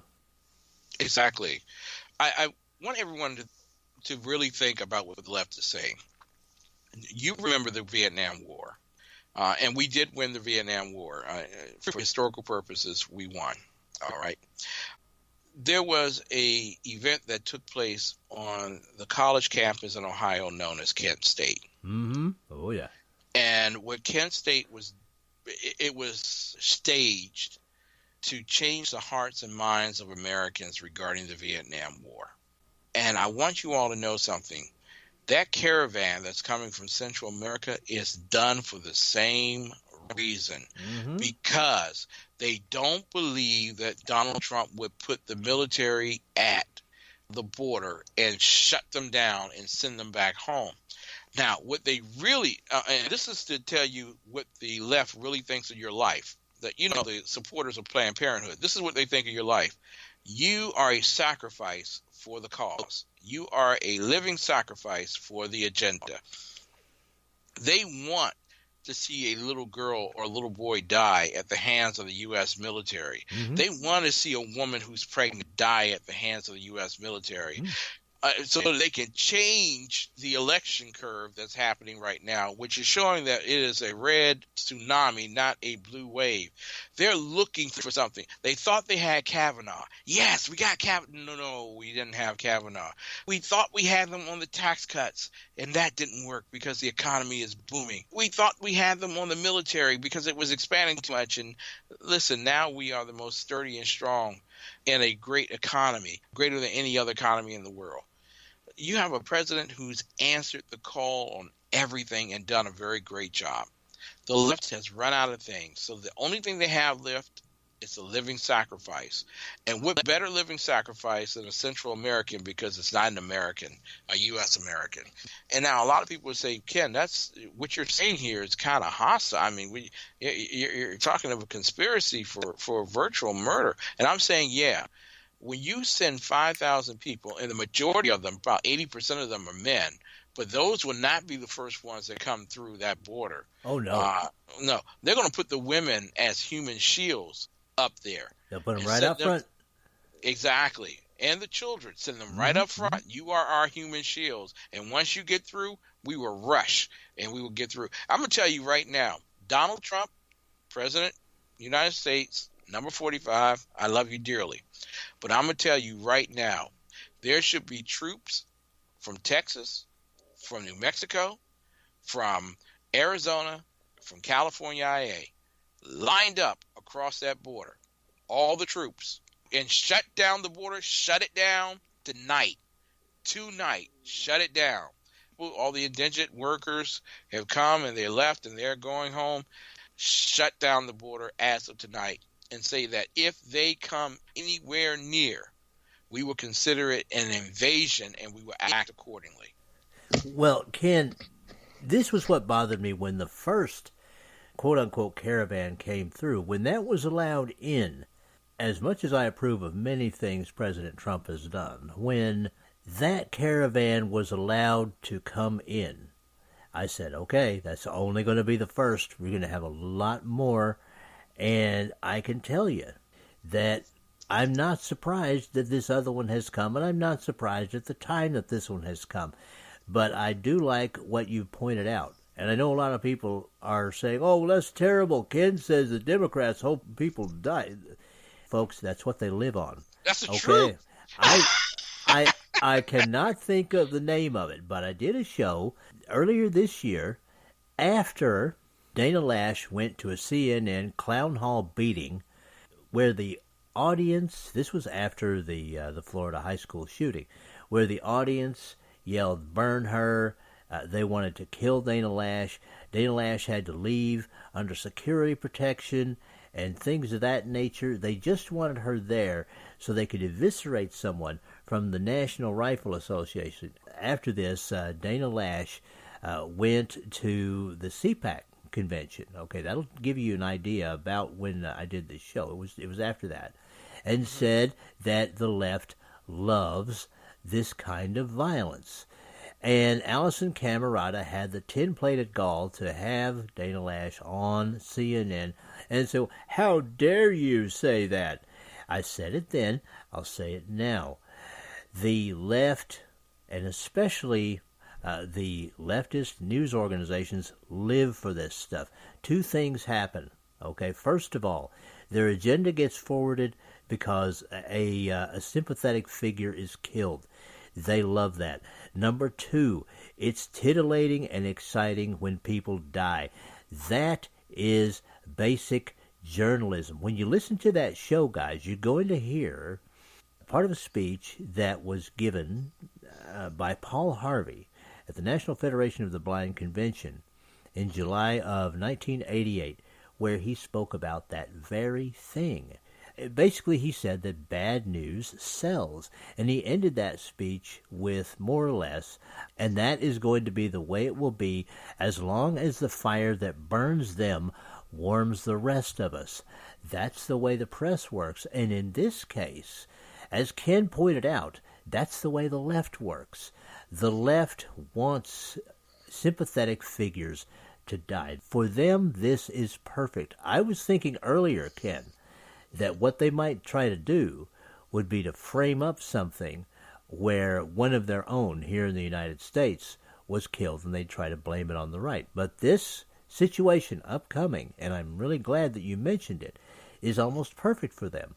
If someone from ICE, from the Border Patrol, whatever, for instance, shoots and kills a pregnant woman, that is going to play for not just days, but weeks. That's not going to be just a blip.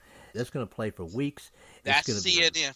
That's yeah. CNN for 24. If they could add an hour to the day, CNN would add an hour to the day so that they could talk about that.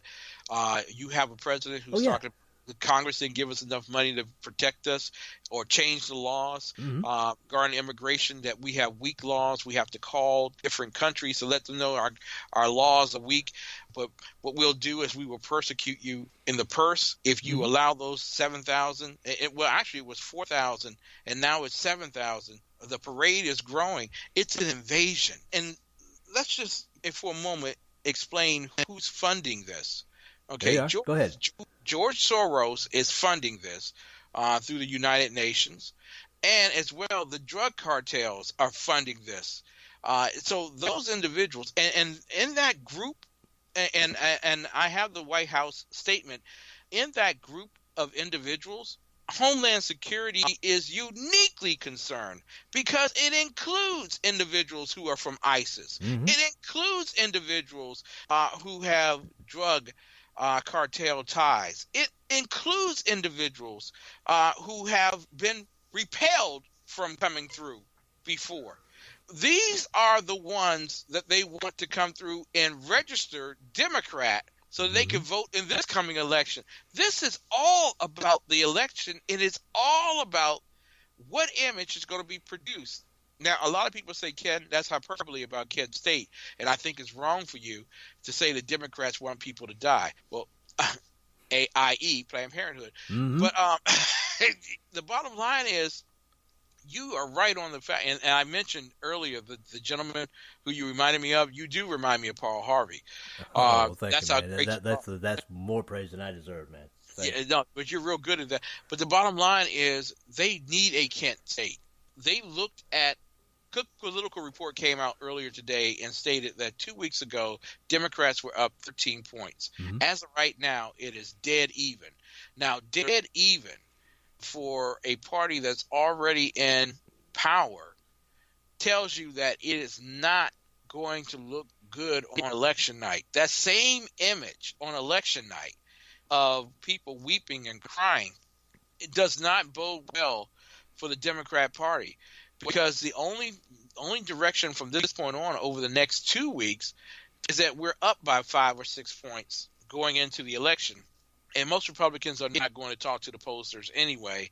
Right. So it may be a tsunami like you've never seen before across the country.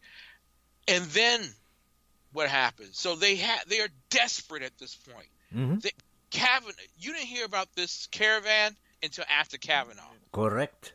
After Kavanaugh went through, this is their Hail Mary. And I don't know if I can use Hail Mary because they voted it against God. Booed God twice. Yeah. Exactly. So this is it. And so they are looking for the U.S. military to line up, and I'm in agreement they should line up on the border, and they should protect the border and repel them. Maybe not with bullets, but certainly with physical force. You cannot come into our country without permission. It just doesn't work that way. But the left wants, and trust me, CNN has lined up reporters across the border. They're looking for the first one who slips and falls so that they can report it as ICE has tried to attack and assault somebody. We need to get rid of ICE. This is the Hail Mary. This is it. This is their Kent State moment. if this doesn't work, and one other thing, there are more black people voting Republican this time than ever before, or at least since probably about Nixon time period. We're looking at like 20% of black Americans that would be voting Republican. The key statistic is that 20%. If you can get 20% of black people to vote Republican, Democrats will never win an election, period. And the numbers work that way because 90% of black people vote Democrat. If you can get 20%, you can forget it. The Democrat Party is gone. And they know this, and that's why they're desperate today. Your mouth to God's ears, Ken. Now, this next thing, people, shows you not only the state of what the left is prepared to do to garner votes and to get and keep power, all right? It gets into family. This goes a little bit beyond just the normal family arguments that have been going on since 2016 at holiday gatherings and things of that nature. They're now at a point where they are actually recruiting family members to campaign against other family members.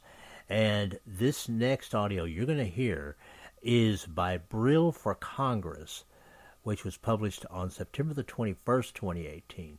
And this one is called, If You Can Believe It, and you'll understand why I said if you can believe it after you've heard it. A family defends its honor.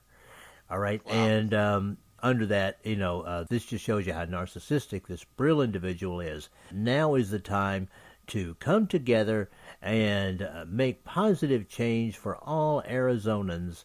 Contribute now. So this guy wants you to give him money after he has persuaded part of a family to do the following. None of this is pleasant for any of us. It's horrible to have to do this. To speak up against my brother, it brings sadness to me. This isn't just about Paul. This is about their family. I think my brother has traded a lot of the values we had at our kitchen table. I couldn't be quiet any longer, nor should any of us be. We got to stand up for our good name. This is not who we are. It's intervention time. And intervention time means that you go to vote, and you go to vote Paul out. My name is Tim Gosar. My name is Jennifer Gosar. Gaston Gosar. Joan Gosar. Grace Gosar. David Gosar. Paul Gosar is my brother. My brother. My brother. And I endorse Dr. Brill. Dr. Brill. Dr. Brill. And I wholeheartedly endorse Dr. David Brill for Congress. I'm Dr. David Brill, and I approve this message. That is such a disgusting, man, the narcissism, the arrogance of those on the left. It's just nauseating. It really is. What a reproach it is to all mankind. It's really sad. It's just really, really sad. It really is. I mean, you have all those family members that they have recruited to go after their brother. Now, this is something that people of all ethnicities, more or less, in the United States of America share. Yeah. And it is, whatever problems you have, you keep them in-house. You don't take there them, you go. You don't take them public. You don't air your dirty laundry. And this just goes beyond that. You may disagree with your family member. I've got family members that are Democrats, and we don't agree. Okay, but we keep it in-house. My mother, who recently passed, was a hardcore Democrat. She did things in her life that I did not approve of. Mm-hmm. That did not make me love her any less. Yep. It did not make me respect her any less, because she also did things in her life that I respected very much. And if she had run for office, no, I would not have voted for her. That's true. But there is no way that I would have done a commercial against her. No way in this world would I have done that. And I think, Ken, you would be the same way. And yet, This is the kind of poison that the left puts in people's minds. And if we are not vigilant, and if we do not get out there and vote on November the 6th, either through your method or through mine, which is get feet on the street and get on up out there, then those kinds of people that are injecting that kind of vitriol into families, into the very lifeblood of our nation's homes, are just going to get stronger. This is a potential for things to be very, very dark indeed in this country. You know, the Mao Zedong made it very clear that in order for him to start the Cultural Revolution in China, which was a pseudonym for totalitarian regime, he would have to control the minds of the young people. And what the young people saw there on that screen in that moment is there's no loyalty to blood. There is no loyalty to the family name and for the heritage that we have. There is no loyalty. Now, we can disagree, but we're supposed to be loyal to one another. And what has now happened is that there is a breakdown in family. The next part of that is the breakdown in the individual who is untrusting of the family unit. At that particular point, you have the exact route by which totalitarians, dictators of all times have done to covet their power. They go after the young, they go after the naive, they go after the family, and they destroy the family. They put fear in the family. Once they've done that, they can control the individual. And guess what? It is all about power and control. If they can control the individual, they can control the vote. They can control the revenue. They can control the choices. They can control the family size. Ladies and gentlemen, you can be China if you want to be, or you need to vote in this election so you don't run in that direction, because you have a group of people who are willing to use family. We haven't seen this since what, the Civil War? Oh, my God. Pretty much, yeah. Oh, my God. This is the Civil War. And, you know, one other thing I must say here is that I am really sick of the pansy right that says that what I'm saying is hyperbole and over the top and you just want to try to get ratings. No, the left is at war. You may be sitting there thinking, you know, laughing at the bar with them. Hey, yeah, joke about Trump. They're serious. They're serious. They are after those who support Trump. They are after those that support the GOP. They are after you if you do not agree with their leftist philosophy. The left is at war. And what pains me is that those of us on the right don't understand that. And we keep playing this political correct game of, well, we'll just take it to the courts. Or they don't care about the courts anymore. They don't care about the White House anymore. They don't care about SOTUS anymore. What they care about is the streets. And where will you find the mob? You will find the mob in the streets. That is their power base. That is their source for fear, chaos, intimidation. And that's how they claim it. Well, and Ken, what I tell my listeners all the time is that ordinary people on the left, and I'm not talking about the rulers, okay? Ordinary people on the left just want to see things like the homeless housed, the hungry fed, the sick healed. That's what they want to see. But their loyalties are being twisted by people who will come after them if they put one toe off the reservation. And a good example is Roseanne Barr. Now, there was a time when, and I believe this was her, people can correct me if I'm wrong, it might have been Rosie O'Donnell, I don't know, who said that Republicans should be put in concentration camps. It was one or the other of those. Then Roseanne Barr came back to do the Roseanne Show on network television, and the ratings went through the roof. And the show was immediately pulled because Roseanne Barr, my God, was pro-Trump on the television. That's terrible. And what have they done? They have brought the show back now, but it's not Roseanne anymore. It's the Connors. Everybody's back except Roseanne Barr. Now, whether she is actually pro-Trump or not, I don't know.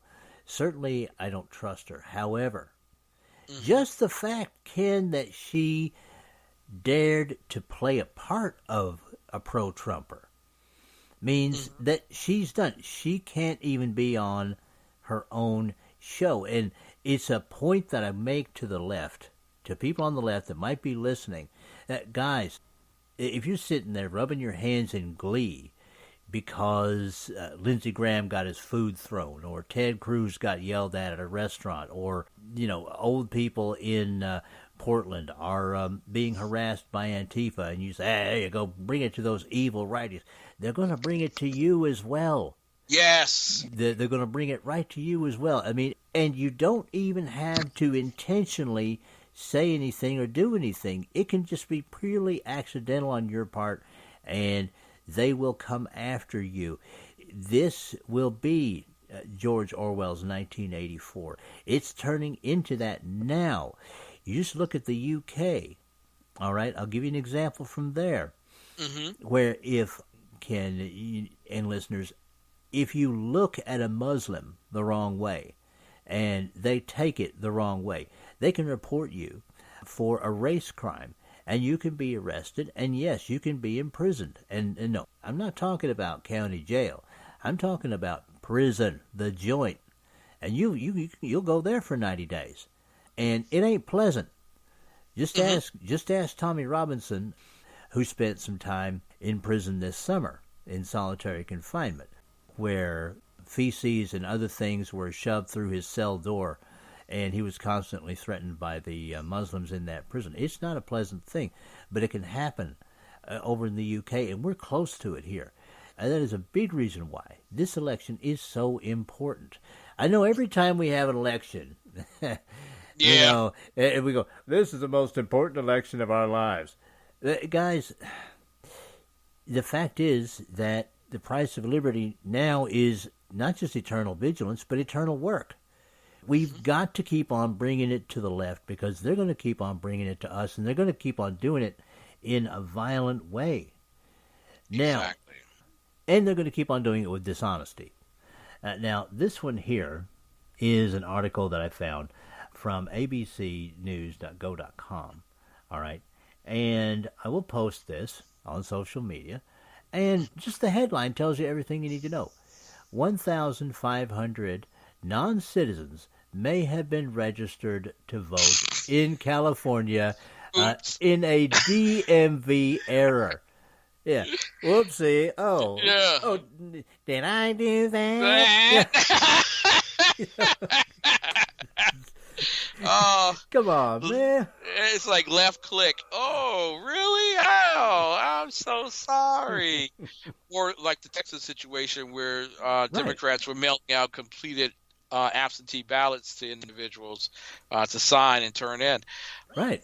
Well, or Georgia, where you had one precinct where there were, and of course this is becoming common, where there were more ballots cast than there were population in the precinct, than there were registered voters. And in addition to that, they were registered in Afghanistan and other places around the world. So, yeah, you got to know that voter fraud is a concern. Oh, absolutely. And this is why I'm very, very encouraging of those doing absentee voting. And take it for the grain of salt. NBC News has just done a story. They released a story just a few minutes ago that said that 2018 early vote in key states is up dramatically. Oh, yeah. Do you know which side is outpacing the other side at this point in the early voting or absentee voting? My guess would be Republicans. Republicans are outpacing Democrats. Mm-hmm. Thank you, Kavanaugh. Thank you. Because look, in Arizona, there are 261 I'll round that up, 262,000 absentee ballots in. Florida, 915,000 absentee ballots in. Georgia, 523,000. Indiana, 54,000. Montana, 88,000. That's a big number for Montana. Nevada, 79,000. We might lose Nevada. Tennessee, 290,000 absentee ballots. Blackburn will be your U.S. Senator.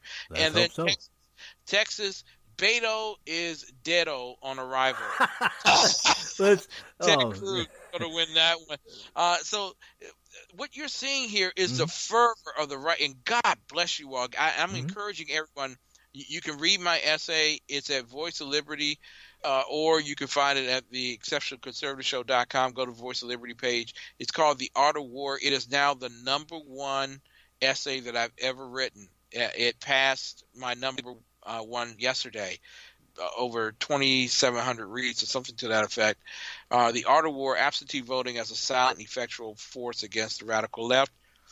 Vote absentee is what I'm going to encourage you to do because it's effectual. It keeps the left at bay. And a lot of people say, well, it doesn't work in my state. You got to mail it in. You don't have to mail in an absentee ballot. You don't have to. You can hand deliver the absentee ballot to the voting precinct or the voting headquarters, and it will be held until election night or the day after the election. And at the day of the election, then it is counted in the presence of a lawyer from the GOP side and from the Democrat side. So that way you have extra protections that are already in place versus being in Illinois and finding out that your vote that you did on election day, because everybody's hitting me, you need to be there, you need to vote in person or whatever, that vote is in a box and it doesn't show up for 3 days. Really? Really? We know who won that election. That's the thing. And it needs to be addressed now. We have got to be prepared in case there are shenanigans, because there are already shenanigans, and we know there are going to be shenanigans on Election Day. People, when Ken and I talked about doing this show, we agreed that Election Day is going to be a mess.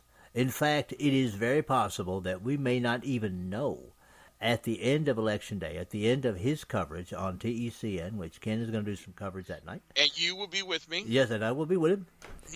And we may very well not know at the end of that which side actually won this thing, because there may be so many lawsuits, so many calls for recounts, all this kind of thing. Guys, never forget, they tried to get away with this mess in 2000. They did get away with it in Washington after that with, the recount shuffle. They keep on going with this stuff.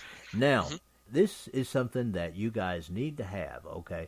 This is, it's from True the Vote, okay?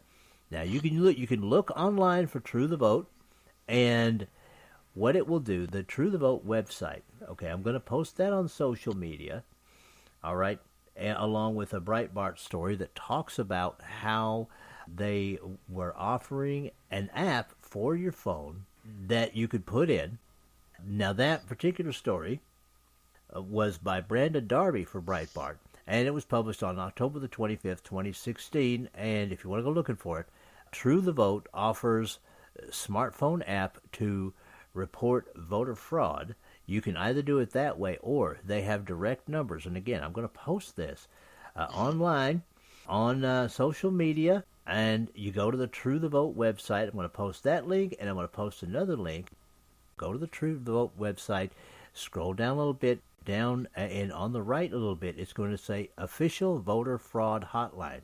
They have a number there for every state. Find out your number, have it programmed in your phone already if you don't get the application, and just be ready. If you're going to be a poll watcher, or if you're just a concerned citizen and you just want to watch for shenanigans, there are tools that you can use, people. And I just really think that's important for us. Very important. Very important. Dave, you are hitting on why we listen to conservative talk. I mean, effectual conservative talk. Because there are lots of guys out there who want to yippity-yap and do the rhetoric for ratings. But telling people the solutions. Listen, if you absentee vote, that means on Election Day you can get that van of yours, and you can pick up Miss Mary and Sister Clara and all the ones who might find it difficult getting to the voting precinct on your street. You can pick up the 6 or 7 Republicans who would normally not vote to go in there and vote Republican. There's your addition right there. You can also, if you vote absentee at this point, be someone who protects those who go down to vote at the election headquarters. There are so many things that you can do. Right now, if you are a Republican, you should be checking your log of individuals on your street to find out who's Republican and if they plan on voting. And it doesn't mean that you're calling for an individual candidate, but do you need a ride? What can I do? You want me to hold your kids for you while you go down the street and vote, and then you come back and pick them up?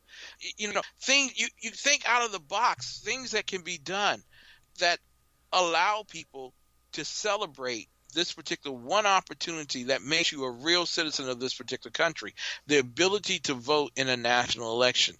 This is that moment where you sacrifice beyond. If you really want America to remain America, you sacrifice. And that means that, hey, your neighbor's kids, you'll watch them for a few minutes while they go down the street and vote. Or if they want to take their kids, make certain that the place is safe and everything. Let them go down. This is that moment. But I'm going to tell you, the strongest people, I'm telling you, you guys, men, you have got to absentee vote. And especially, I'm going to tell you, I said this on my show, and a lot of people thought I was crazy. But every man that is a Republican should have an absentee ballot in his hand. Every single man. Give it to him and let him vote.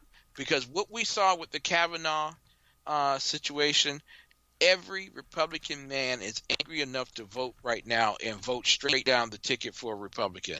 I'm telling you right now, that's probably what's happening with absentee. I don't know for certain, but I will tell you at this point, it is important. Make certain that every man who is a Republican on your street either has an absentee ballot in his hand, or make certain their registration is up to date. Make certain that they vote. Pick them up. I mean, early in the morning, stop by the McDonald's and give everybody a sausage sandwich who gets in your car and vote. Do things that are necessary for them to vote. And I assure you, when you do that, you are effectual in defeating the left. Well, and I'll get into one other thing, too. Now, if someone out there chooses to actually put feet on the street and go out there and vote themselves on Election Day, or if they choose to do early voting and you get a paper ballot, all right, fill out everything on that ballot. Don't just fill in the square that says Republican. Don't just do that. Make it more difficult for anyone who might be thinking about pulling some shenanigans, cheating, whatever. Go all the way down the ballot and fill in those candidates that are on the right, that are conservative, that are not these insane, violent lefties. Fill all those in. It's going to take some extra time, yes, but do it, because we need to do everything we can in every instance, in every way, to make sure that the left is going to have less of an opportunity to cheat, because we know they're going to cheat. And Ken, I want to say, I appreciate what you had to say about voting absentee. You just gave a great reason to do it, because then you can be a volunteer and help other people vote. That's why I had you on this program, because you had great ideas about doing that. Now, the bloviating Zeppelin, BZ himself, found an excellent walk-away testimonial from a lady named Shamika Michelle on Twitter, and this one is entitled, "Let My People Go." And Ken, I'd like to hear what you think of this. I need to address some black people and maybe even some white people who have determined that myself and others are sellouts. First of all, I need to ask, sell out to whom? Because I checked my bank account and there's been no deposit for my support or opinion. Although, let's be clear, I would certainly accept one. Secondly, sell out from what? Like, do I owe my allegiance to the Democratic Party simply based on my skin color? Are you telling me that because I'm black, I don't have the right to choose what is morally, ethically, or financially better for me and my family? Really, black people?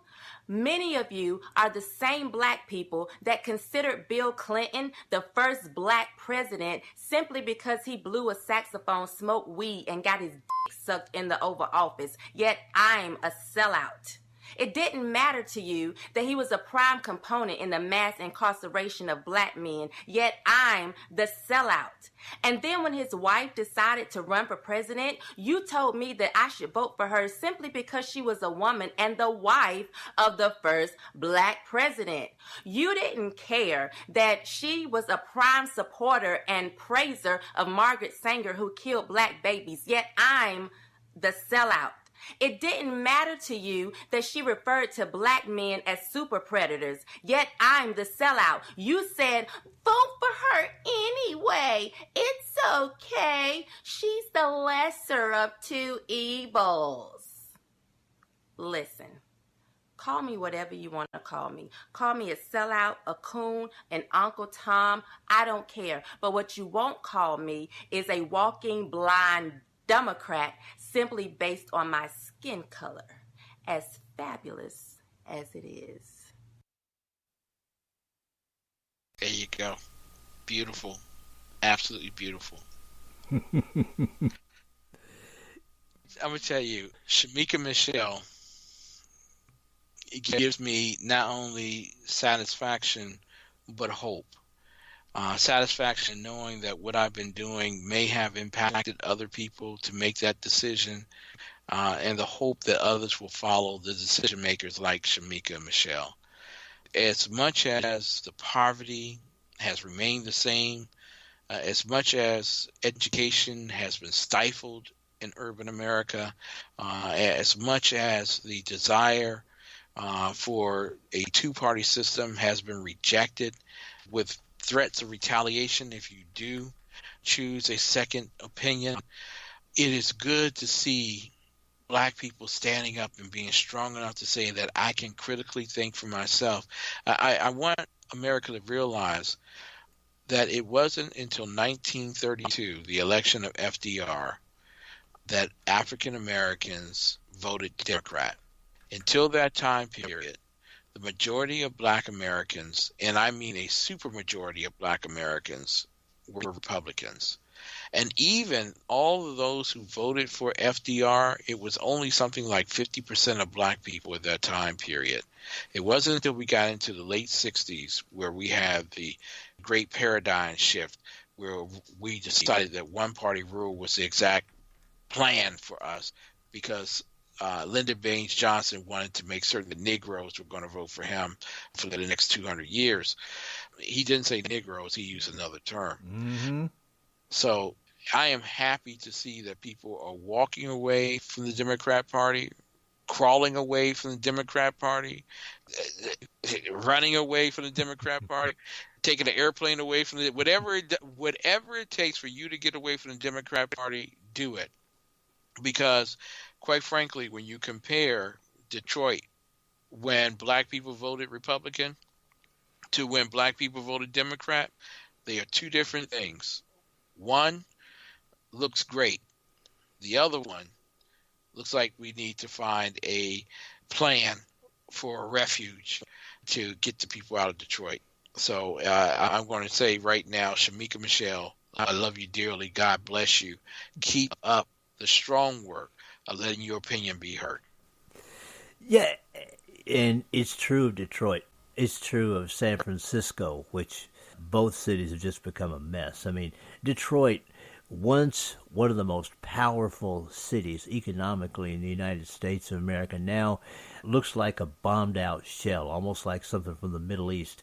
San Francisco used to be one of the most beautiful cities in the United States of America.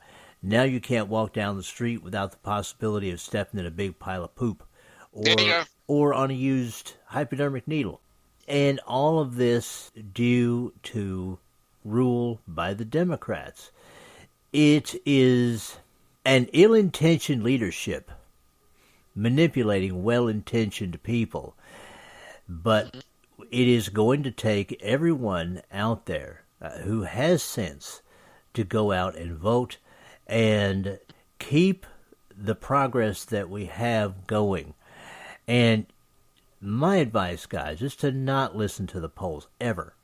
The polls are a psychological tool. Don't even listen to them when your people are up, okay? Because this is how it works, okay? Mm-hmm. This is how it works. A lot of times in these election cycles, and this happened in 2016 too, the polls were up for Trump. They were up for Republicans in 2016. They were up. People were enthusiastic, blah, blah, blah, blah, blah. And then towards the end, they began to go down. And people got a little bit discouraged. The only problem is people stopped believing the polls. Okay, and the same thing is happening now. What they want is the kind of effect. I don't know if anybody listening to this has ever watched the show Everybody Loves Raymond. Okay? Yep.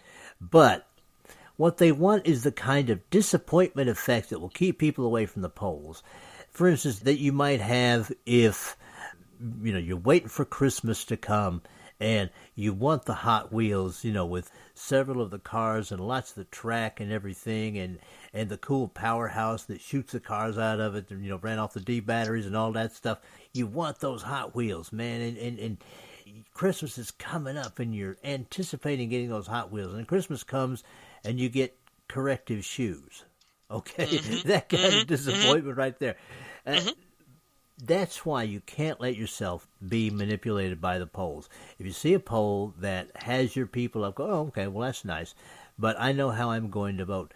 Stay steady on policy. Stay steady on your beliefs. Stay steady on what you want to do, and don't allow any news organization, and that includes Fox, to tell you that polls are news. They are not. Polls are not news. They're polls, and they can be very easily manipulated. Almost no polls are real. The only poll that you have to worry about is the ones that you're going to go to and vote in order to preserve self-rule in this nation. That really is the only one. Yeah, and the thing about polls is I don't know how you can actually live by a poll. If you live by it, you die by it. Mm-hmm. But you ask 1,000 people, and then you say that based on those 1,000 people, this is the outcome of a race. There are over 900,000 absentee ballots that have been turned in Florida. Mm-hmm. But you're asking 1,000 people to tell you what that? No. The only thing that they can tell you the direction is your vote. Mm-hmm. And right now, and this is why I love absentee ballots, because you don't have to do polls. You don't have to talk to the guy who's standing out there asking, so how did you vote? You don't have to talk to him. You do the absentee ballot, you can stay home. You're done deal. You'll find out how I voted when they count the vote. But it's very, very important that people get out and they vote, and they do it now. Do it now while it's on your mind, while it's on your heart, while it's in your soul, while it's in your strength. Do it now. Your one vote does make a difference. And in fact, if you're concerned that your one vote won't make a difference, go find 5 other people on your block to go with you, and that way your 5 votes did it. Get out there and vote, vote, vote. And listen, there's one other thing about this voting thing. Don't forget. Now, individual tax cuts, don't forget. The wall, don't forget. Mm-hmm. Making certain that we have a conservative justice. Each of the last 2, while they are considered conservative, come from a Bush era. Okay? Mm-hmm. The next, and this is why we need the Senate. That's why Corey Stewart needs to win in Virginia. The GOP needs to come out and support Corey Stewart to upset Tim Kaine. We need Virginia. We need that one vote from Virginia in the U.S. Senate. Every vote helps us get to a point where we're at 60. If we have 60 votes in the U.S. Senate, gosh darn it, we don't need to worry about the Judiciary Committee, because we're going to get every conservative judge we can possibly find through. But we need the most constitutionally strict conservative in the next nomination to the Supreme Court. We need an Amy Barrett. We need someone like that. Mm-hmm. And that's only going to happen if you have 60 U.S. senators. You're going to have 60, because Joe Manchin's not coming back. He's going to lose his election in West Virginia. And there are 2 races, I'm telling you, that will upset the apple cart on MSNBC, that will make Rachel Madcow just go delirious.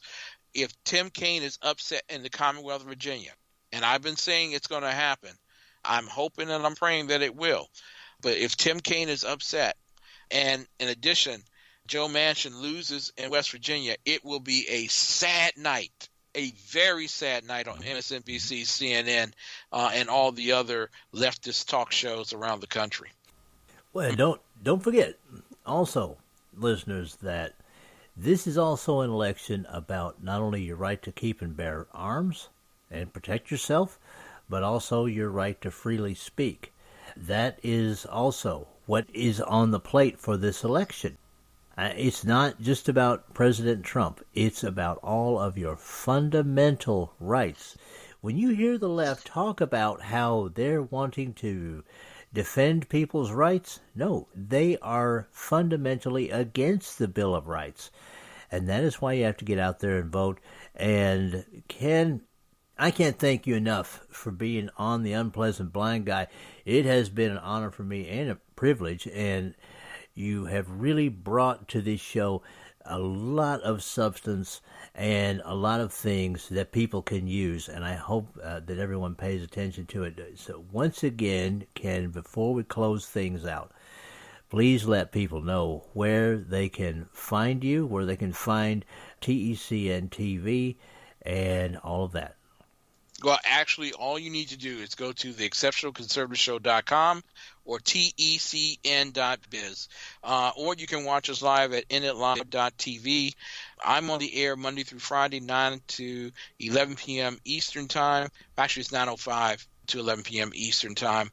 And we have other great shows that are on the network. You can go to our webpage. There's a listing of all of those shows. But I just want to thank you.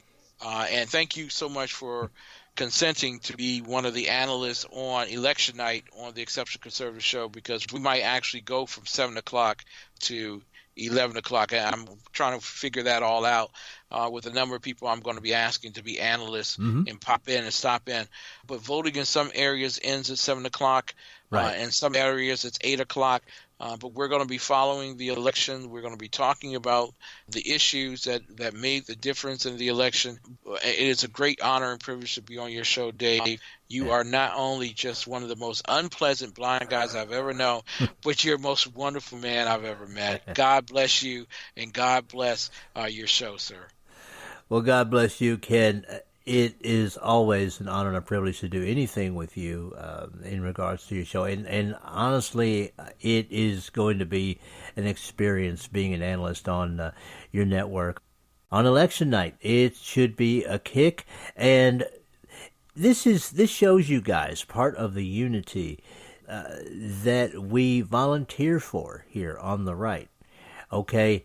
I'm with SHR Media, and Ken, of course, heads up the Exceptional Conservative Network. But when it comes to our civil rights, when it comes to our individual liberty, when it comes to self-rule, we come together because we are a nation under God, and we will do everything we can to keep it that way. And that is it for this time.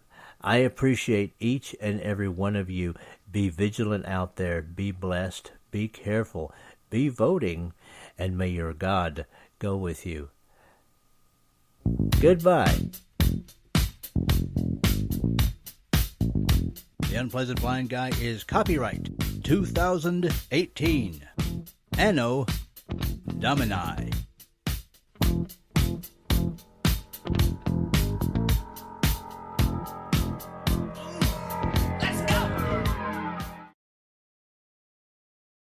Now for Dave's Canes. Extras that help you navigate the new media world. You're listening to the SHR Media Network. The new show on the SHR Media Network, Sackheads Against Tyranny.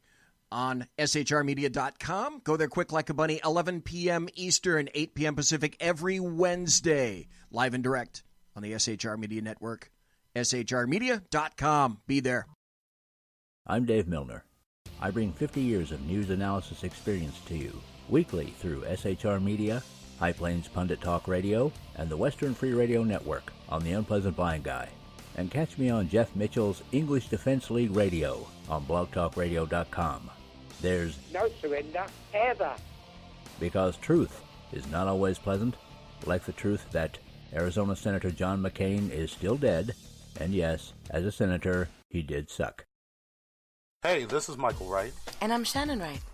Join us for The Right Way with Shannon and Mike, Monday through Thursday from 7 to 9 a.m., right here on SHR Media. Why are they joining us? For fun things like sports, politics. Oh, maybe some news and entertainment? And all kinds of other things. Money and recipes and events, all kinds of stuff. Yeah, so join us Monday through Thursday, 7 to 9 a.m. here on shrmedia.com. Hey, who's going to take Sean's chair? I'll run the buttons if you want. The what? The slider the thingies. Those what? Things. We have those? Yeah, right over there. Where? It's on the board. Damn technology. Fucking technology. I know. What are we going to call it? Call what? The show. What? The show. What show? The new show, Wednesdays. Every Wednesday on shrmedia.com. 11 p.m. Eastern, 8 p.m. Pacific. Sackheads. Against tyranny. There you Against go. Against tyranny. I like that. Let's do it. You guys are porked. Hello. I'm Tim Hart. I'm the guy BZ hires, due to his shameless contract with the SHR Media Network, to voice his promos. He'd like me to tell you that the Bloviating Zeppelin's Berserk Bobcat Saloon radio show can be found on SHR Media Network, Spreaker, and YouTube every Tuesday and Thursday night at 11 p.m. Eastern and 8 p.m. Pacific, featuring right thinking from a left brain and doing the job the American media maggots won't. You'll find that the speech is free, but the drinks are not. There, in the saloon, just when safety pin manufacturers are running out of metal for the diapers of the leftists, BZ is sending his personal drones of freedom into the wheelhouses and ossicles of lovers of sovereignty and liberty nationally and globally. Broadcasting behind enemy lines in occupied California, BZ swears that no rights were harmed in the making of this promo. It's your business diva here, Melanie Collette. I am inviting you to a front row seat as I discuss some of the most intriguing details of wealth and finance with today's movers and shakers in the world of business. Listen in and discover financial truths on a global, domestic, and household scale. Uncover topics that will impact your wallet today and in the future. Money Talk with Melanie airs Monday through Friday, 5 p.m. East, 2 p.m. West, right here on SHR Media and High Plains Pundit Talk Radio. You can't afford to miss it. Conservative media done right. You're listening to the SHR Media Network.